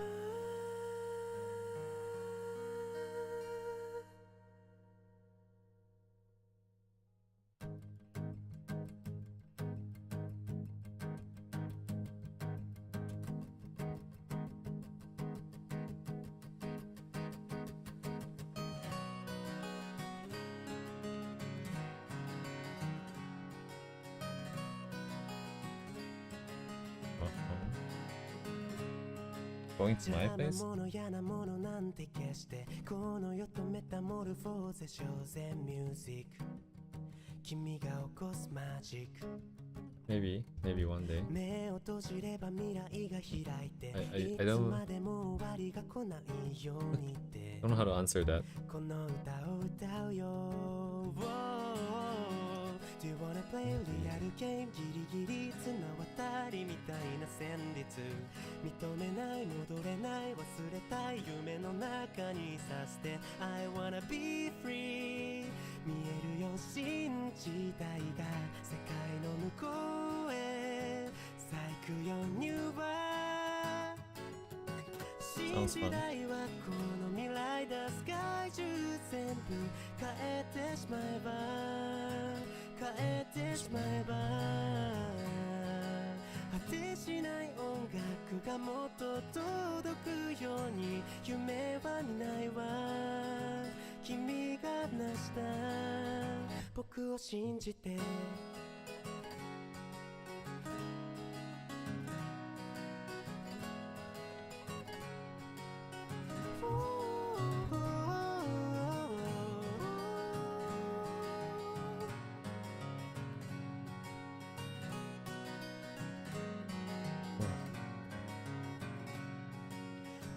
これいらないものは消してリアルをカラフルに超えようぜミュージック今始まるライジング目をつぶりみんなで逃げようよ今よりいいものを見せてあげるよこの歌を歌えば Do you wanna play リアルゲームギリギリ綱渡りみたいな運命認めない戻れない忘れたい夢の中にさせて I wanna be free 見えるよ信じたいが世界の向こうへ咲くよ New World 信じたいはこの未来を世界中全部変えてしまえば変えてしまえば果てしない音楽がもっと届くように夢を見せるよ夢を見せるよ新時代だ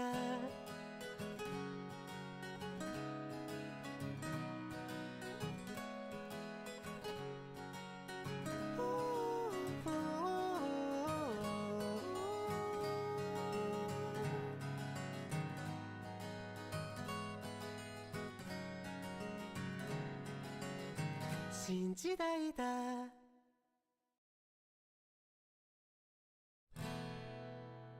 さあ怖くはない不安はない私の夢はみんなの願い歌えば心晴れる大丈夫よ私はさよ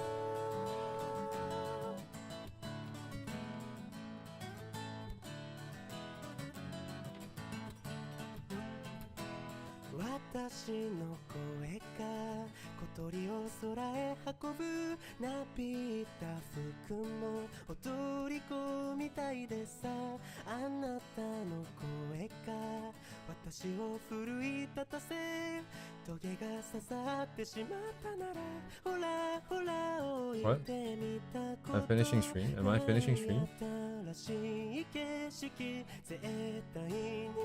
Not yet?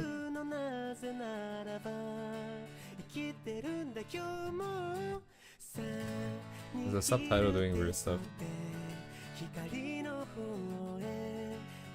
Oh yeah, the subtitle apparently has a tendency to say that. It's actually explained in the original, like the tutorial by the original programmer. And it's even in the blacklist phrases to avoid showing. And it still does it sometimes.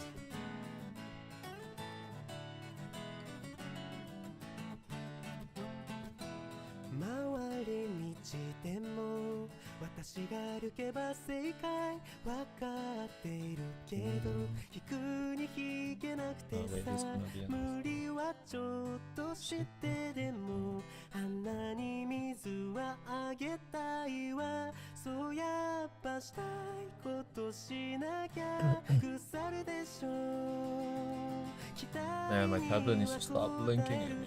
Oh my god. Oh my god, this is impossible to work.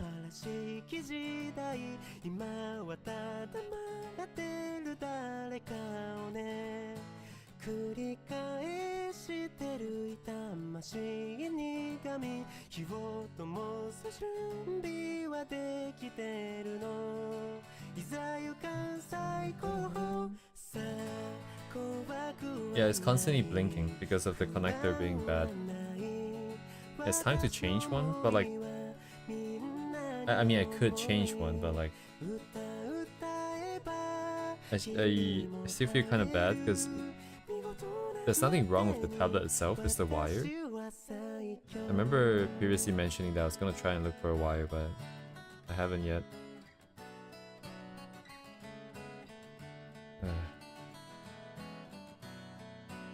You try to do it before I end stream today, maybe. Just a quick search. Doesn't even take that long. さあ握る手と手光の方へみんなの夢は私の願い I like how you guys are very supportive. Oh my god, this is constantly flashing me. I'm gonna restart the tablet again real quick. Turning off this tablet and then unplugging and re-plugging it back in. 私の心臓何度でも何度でも言うわ私は最強あなたと最強 Okay.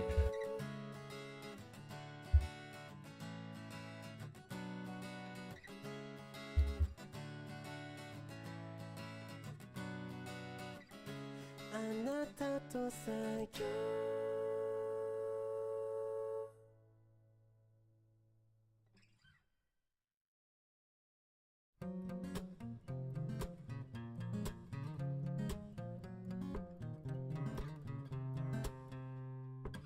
夢が覚めた酔いどれ知らず争い事は夜が明けるまでくたびれてはひどく見る一線の声は声がかれる Thank you ま for で the 打ちゃる support. 幸せずっと冷めないであなたの声に耳を貸すと決まってくする態度で言葉さえなくて体を染めて It's all good. そして Or server.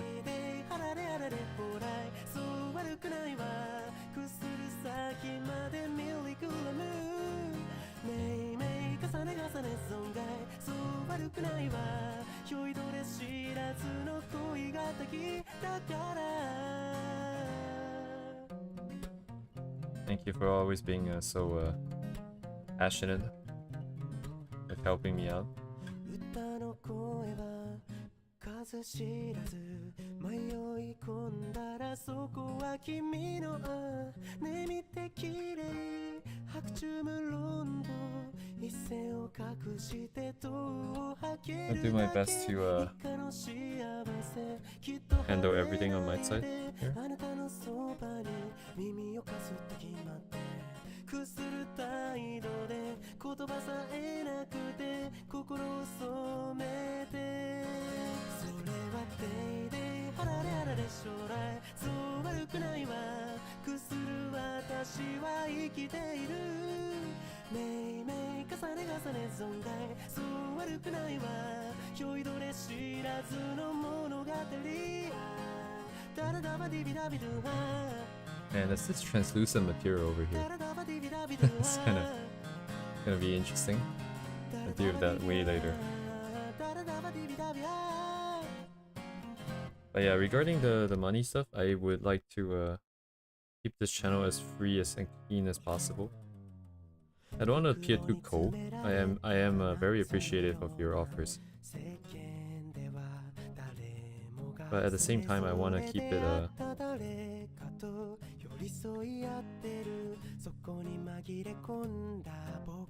wow, what's a good word for this?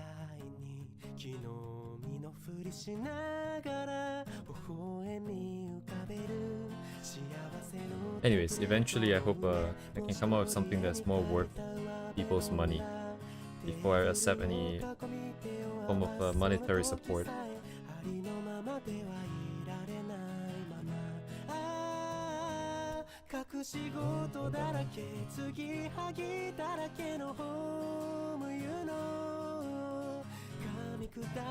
I don't have anything against people who are like just spamming their Patreon links everywhere, but at least for myself, I would like to make it a little bit more opera first before that happens.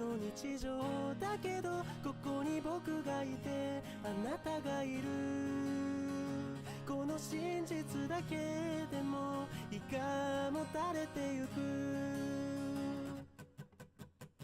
化けの皮剥がれた一粒のピーナッツみたいに世間から一瞬で弾かれてしまうそんな時こそまかりなりでよかったらそばにさせて共にいられ揺られ踏まれてもバレないからみたいになるから生まれた場所が木の上か自分の中かそれだけの違い許されないほどにドライなこの世界を等しく雨が湿らせますようにいい時に冷たくて騒がしい窓の向こういうの星の一つも見つからない雷に満ちた日があってもいいミスだらけアドリブ任せの商売の所詮ひとかけの日常だから腹の中にでも流して寝よう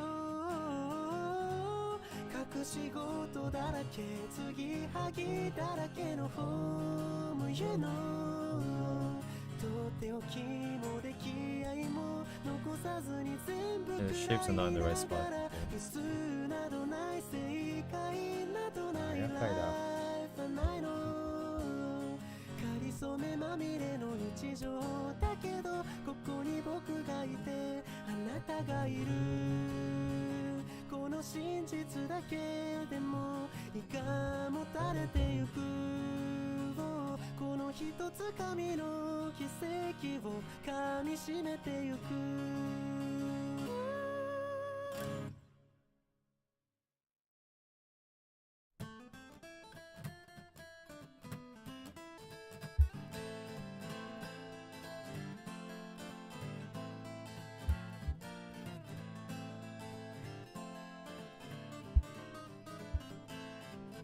ロンリーロンリー緩めないわびしさに頬杖ついてるようじゃ変わらない分かってんだよ Oh maybe ありふれたモブなんだって認めてないならいっそ腐るまで叫んで一旦かぶけば赤裸々に本音ばかりじゃ生きられない路肩に寝転ぶ人生がきっとお似合いだな大人になれば溶け込んで金と愛情で踊るのさワンツースリーで弾け飛んだ固定観念バットで打ってどうだいどうだい楽ならまあいいかレディメイドの金銭に歪みかけてノイズ混じり後悔後悔やめて黙っていろ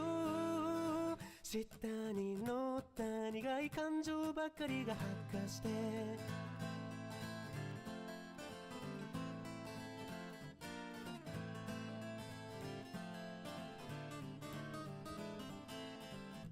ダティダティ言葉飲み込めばほらいい子になるわよなんて顔色伺ってんだよ Oh baby 歪み出すラブなんだってオーダーメイドのブランド身につけて威張って舌を鳴らせばゲスパリと不適合者の始まりさあなたが高に広ぶってきっと Have you seen girls band cry?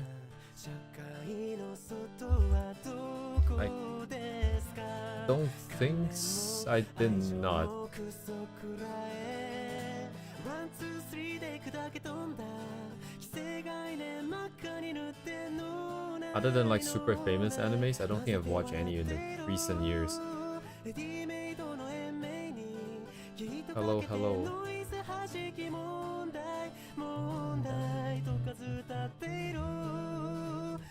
塞ぎ込んだ黒い感情ばかりが発火して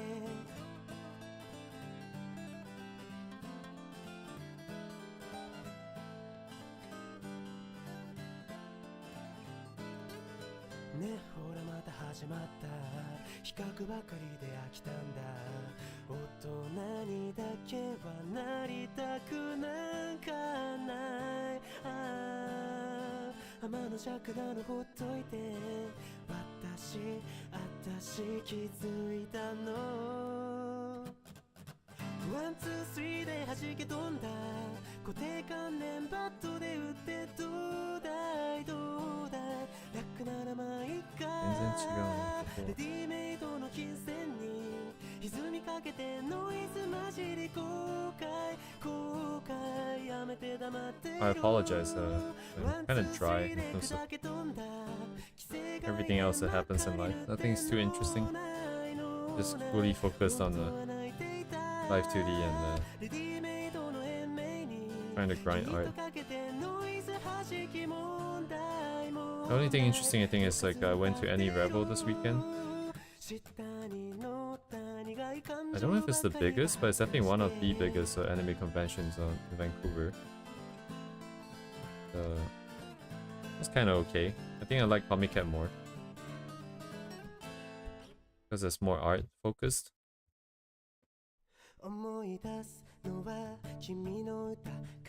Didn't really buy anything interesting. I bought one keychain of Neuro-sama, which I don't know where I put now that I think about it. Where did I put it? Huh. Oh, it's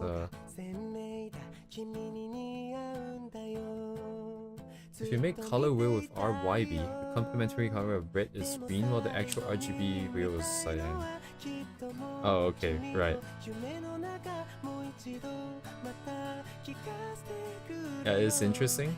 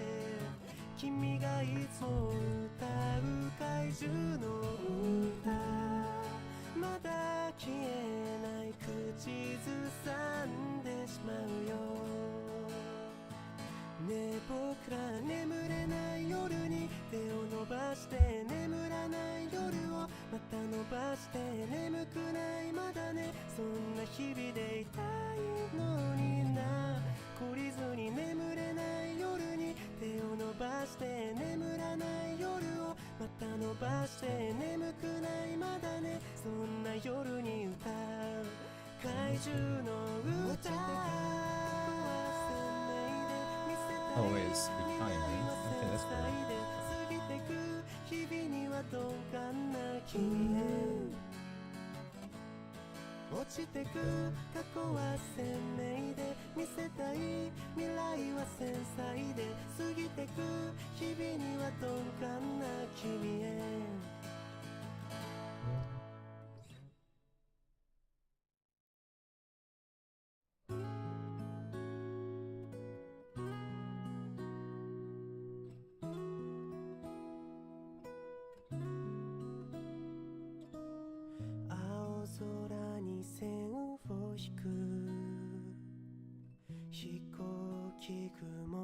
And it's the white and transparent materials that are so difficult to tell because inherently you know that they don't have any color.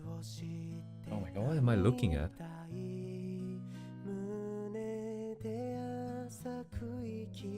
What is this bottle color?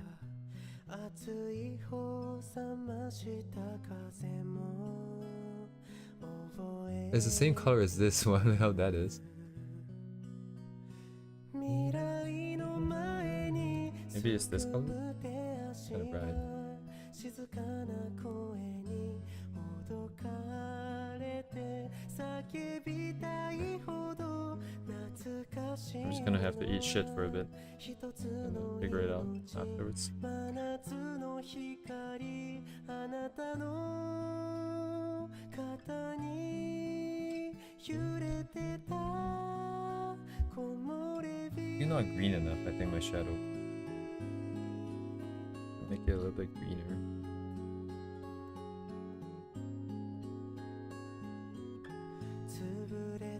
How do I do this? 風が散らした花びら二つを浮かべて見えない川は歌いながら流れてく秘密も嘘も喜びも宇宙を生んだ神様の子供たち未来の前にすくむ心がいつか名前を思い出す叫びたいほど愛しいのは一つの命帰り着く場所私の指に消えない夏の日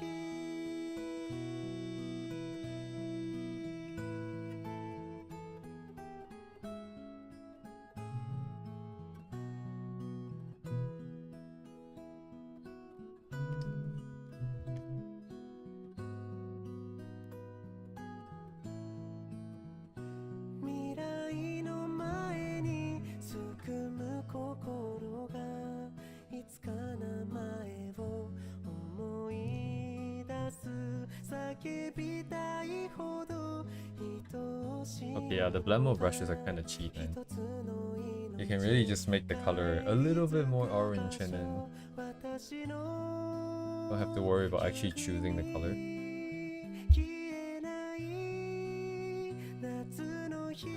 That makes a lot of sense to me. If it's technology and it's available anyways, as long as I'm using this medium, it's gonna be here. Why not?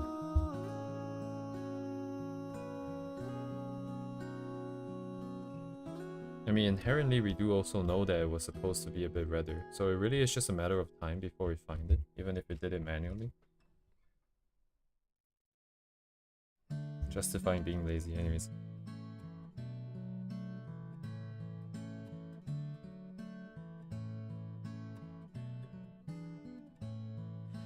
Natsu ga suki, kaze azami, dare no akogare ni samayou, aozora ni nokosareta, watashi no kokoro wa natsu moyou, yume ga same, yoru no naka, 長い冬が窓を閉じて呼びかけたままで夢はつまり思い出の後先夏祭り酔いかがり胸の高鳴りに合わせて8月は夢花火私の心は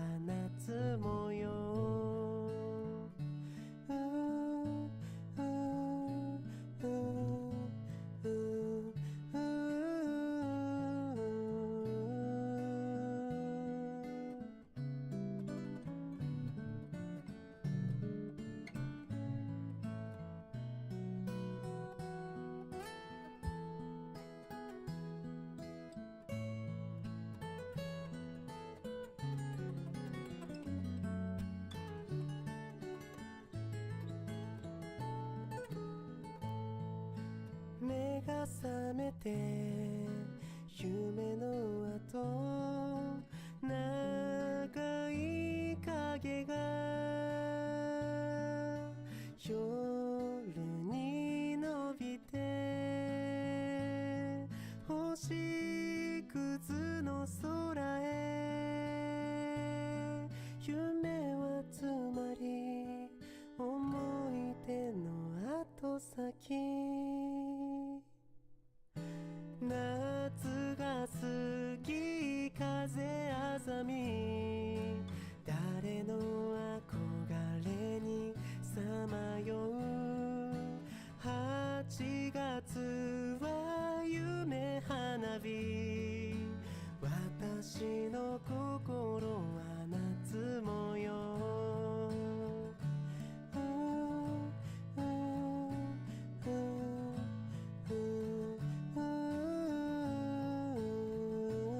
Any problem?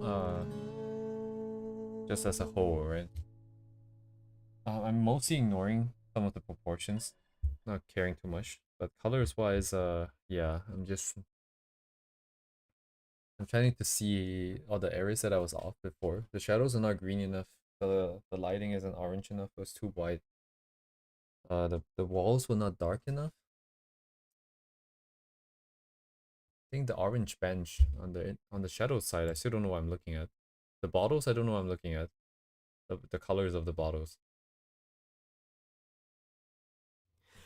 汚れた君は嫌いだ君を汚した And because we're approaching this directly, some of the glowing sort of effect is like airbrushed in, man. It's like a general application of a specific shade across multiple different regions. Those are interesting because my brain is still telling me to put them on a different layer, but what we're doing here is we're mixing the colors so that it's already roughly in the region, and then we'll just pick it from that region and then control the edges and shapes more. But it's just a different workflow, and I don't know. It's okay.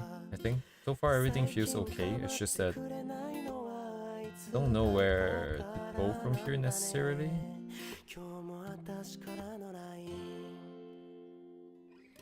I mean, there's a lot of work left to do, so I guess I'm just gonna refine the shapes and all that. It's just that mentally it feels kind of like, here we are, like, what now? Fix the shapes, I guess.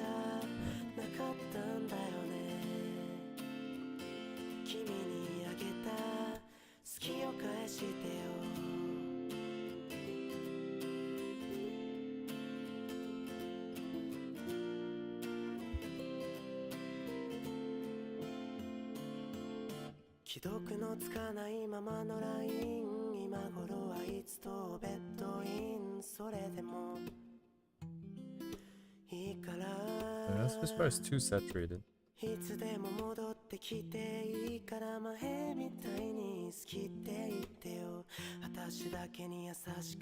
Kinda too bright still.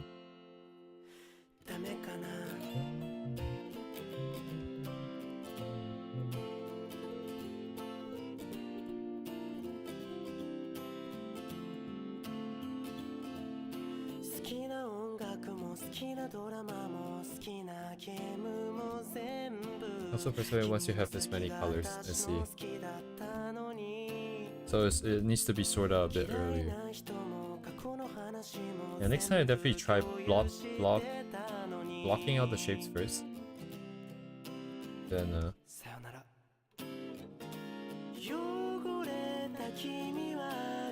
I think have them on slightly separate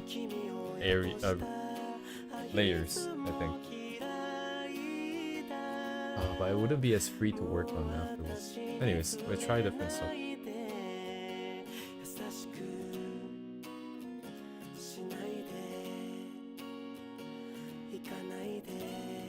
Something better than this brush. What do I got here? I think the Chaos brush might work. A bit better here.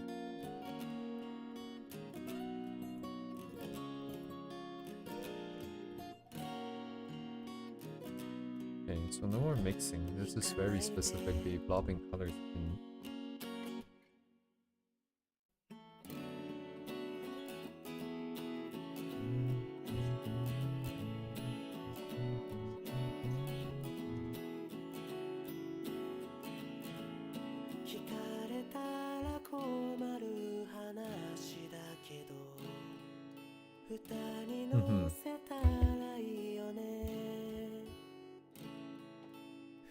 Yeah, if each individual piece is on their own layer, at least once you get the shapes correct, we can keep those edges. I don't have to constantly repaint them.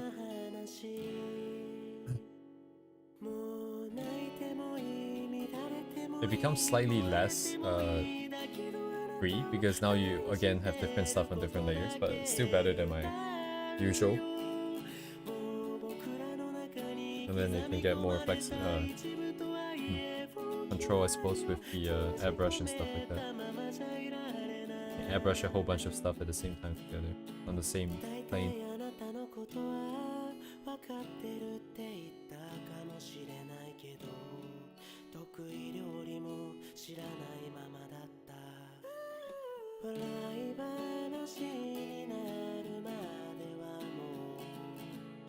So if I did this correctly, I should have all the colors I need here, I think. This should just allow me to put in the shapes freely. And now I'm running out of bounds here. This is not good. To redo the shapes again. More purple. So do this manually.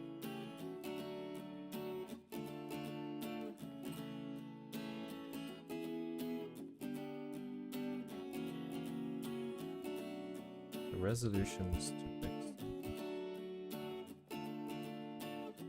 Value changes too much. It's quite too bright. Guess it is kind of bright, huh? Now that I'm seeing.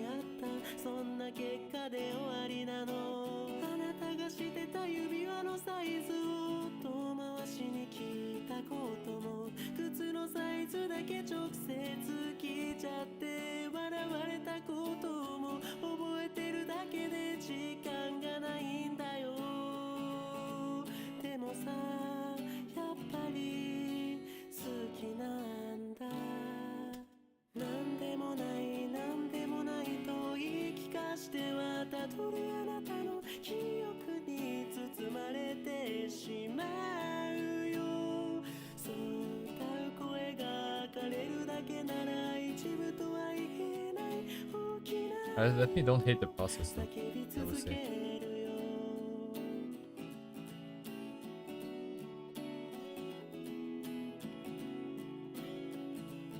This is kind of what I envision painting to be like. And it's also all the tutorials I've seen. It's like, hey, you put down all these colors and now you just need to pick and put them, blend them, move them around.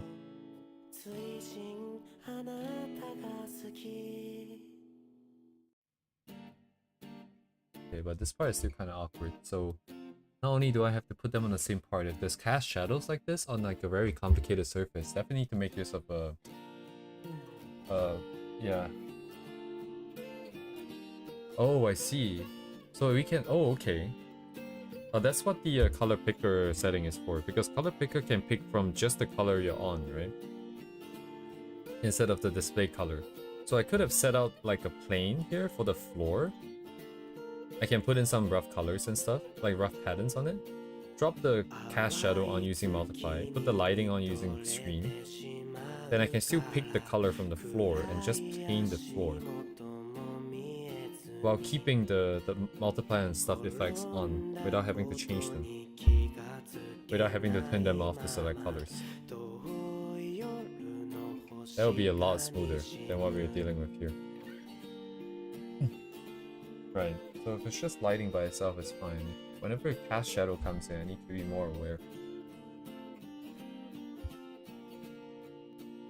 したいことが見つけられないから I think my brush 急いだふりうつむくまま転んだ後に笑われてるのも気づかないふりをするのだ形のない歌で朝を描いたまま浅い浅い夏の向こうに冷たくない君の手のひらが見えた淡い空明の蛍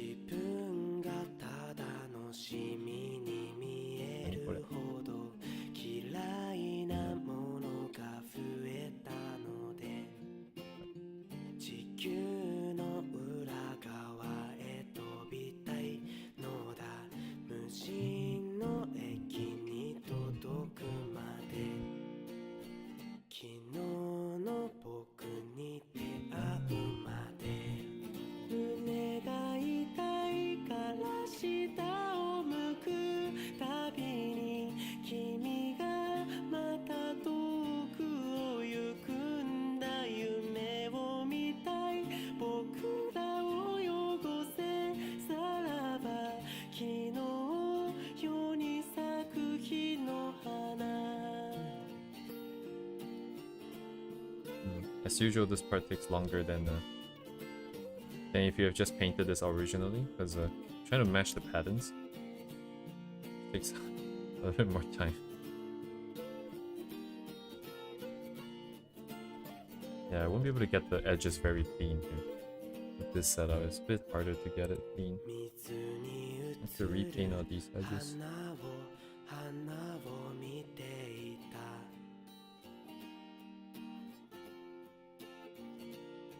水にかすむ月を見ていた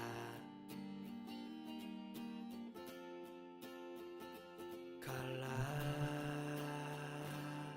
夏が来ないままの空を描いたなら君は僕を笑うだろうか明け方の夢浮かぶ月が見えた空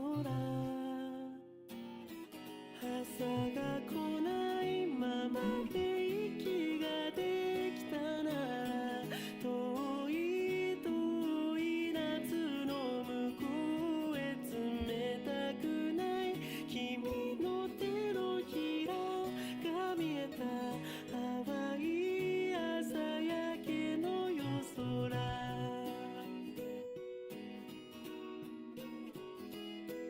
Okay. Okay. 夏が来ないままの街を今愛の色よ明けとったる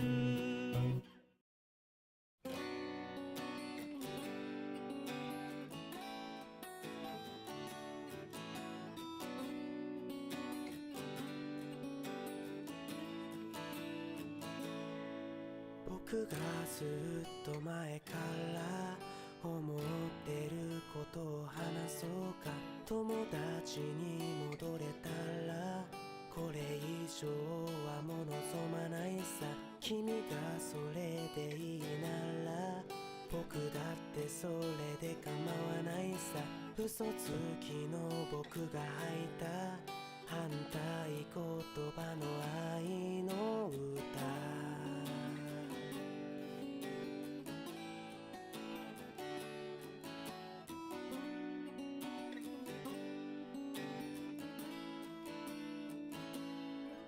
今日はこっちの地方は土砂降りの晴天でした。昨日もずっと暇で一日満喫してました。別に君のことなんて考えてなんかいないさ。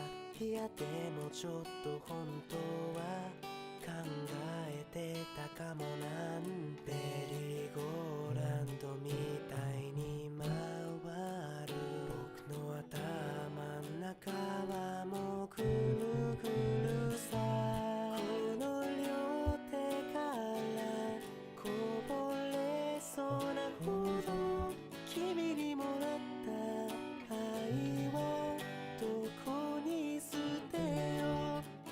限りのある消耗品なんて僕はいらないよ。僕がずっと前から思ってることを話そうか。姿は見えないのに言葉だけ見えちゃってるんだ。僕が知らないことがあるだけで気が狂いそうだ。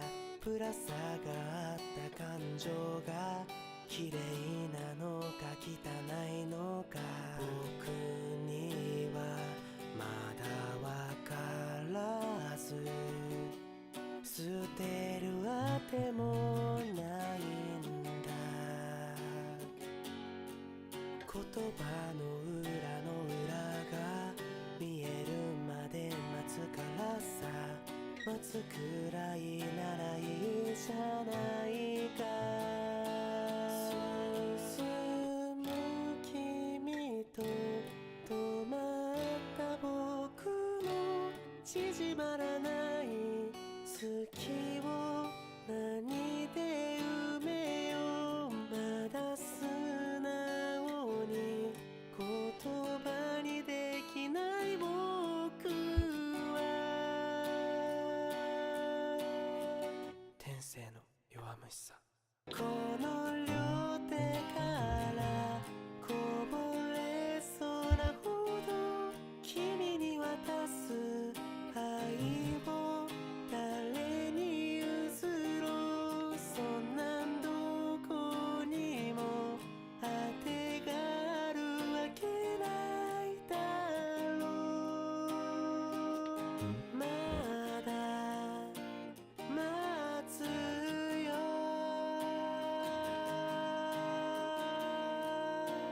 もういいか。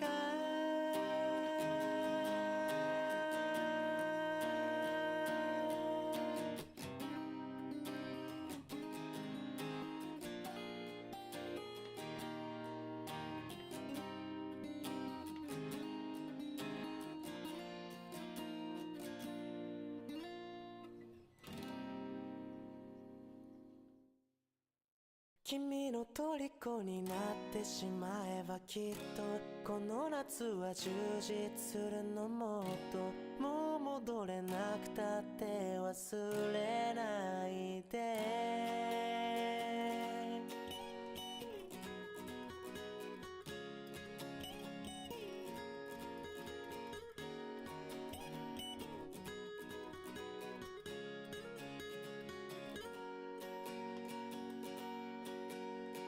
何年経っても言えない後悔したって構わない。でも言葉はここまで出てるの。ねえサマータイム。海岸通りを歩きたい。ドライブだってしてみたい。ただ視線を合わせてほしいの。ねえサマータイム。夜明けまで海辺走って潮騒に包まれたいね。彼女の仕草が甘いね。君の虜になってしまえばきっとこの夏は充実するの。もっと噂の Dreaming が忘れないで。でもも気持ちを伝えてしまえばいつかこの夢は覚めてしまうだろうな青い影が揺れる街角占いなんて信じない運命なんてあるわけないただ本当のことを知りたいのねえサマータイム近づく距離にも気づかない胸の高鳴りごまかせないでも昔と変わらず鈍いのねえサマータイム思い出は色あせたって惚れた晴れたの中がいいね彼女の笑顔が憎いね君の虜になってしまえばきっとこの夏は充実するのもっと噂の Dreaming が忘れないで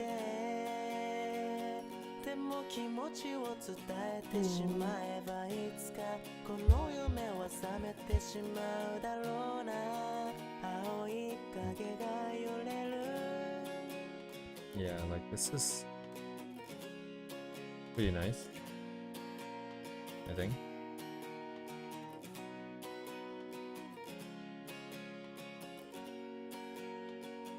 君の虜になってしまえばきっとこの夏は充実するのもっと噂の Dreaming が忘れないで」 It feels nice to do, I think. It's でも気持ちを伝えてしまえばいつかこの夢は覚めてしまうだろうな maybe even empowering. 青い影が揺れる街角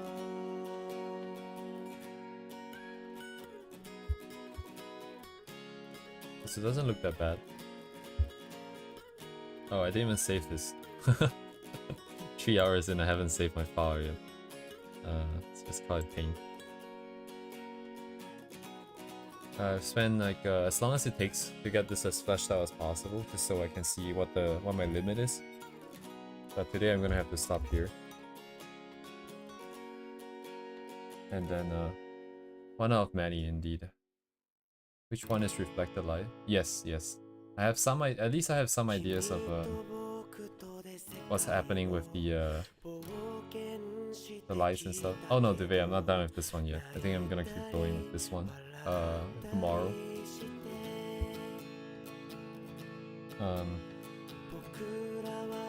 But yeah, I am really learning more. It's also it's nice. It's nice. It makes some of the other. I don't know how to say this. It just makes some things make more sense now in terms of looking at other people's art. Yes, I will be finishing the stream now because it's 12:30. I get some sleep for work tomorrow. But yes, so tomorrow, yeah. So now the plan is just simple. We're just gonna sketch for an hour and then do painting studies like this for the next 2 hours while I work on VTuber stuff behind the scenes. And it will continue until VTuber gets done. So it's gonna be for a while, at least 2 months, I imagine. Thank you guys for all the help and keeping me company. And I'll see you guys tomorrow. Have a good night.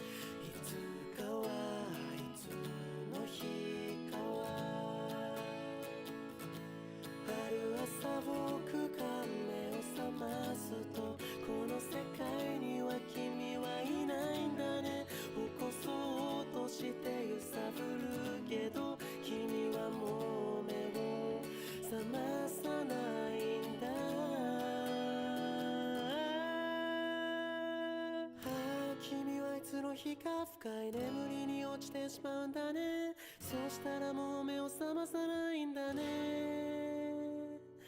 僕らが今まで冒険した世界と僕は一人で戦わなきゃいけないんだね。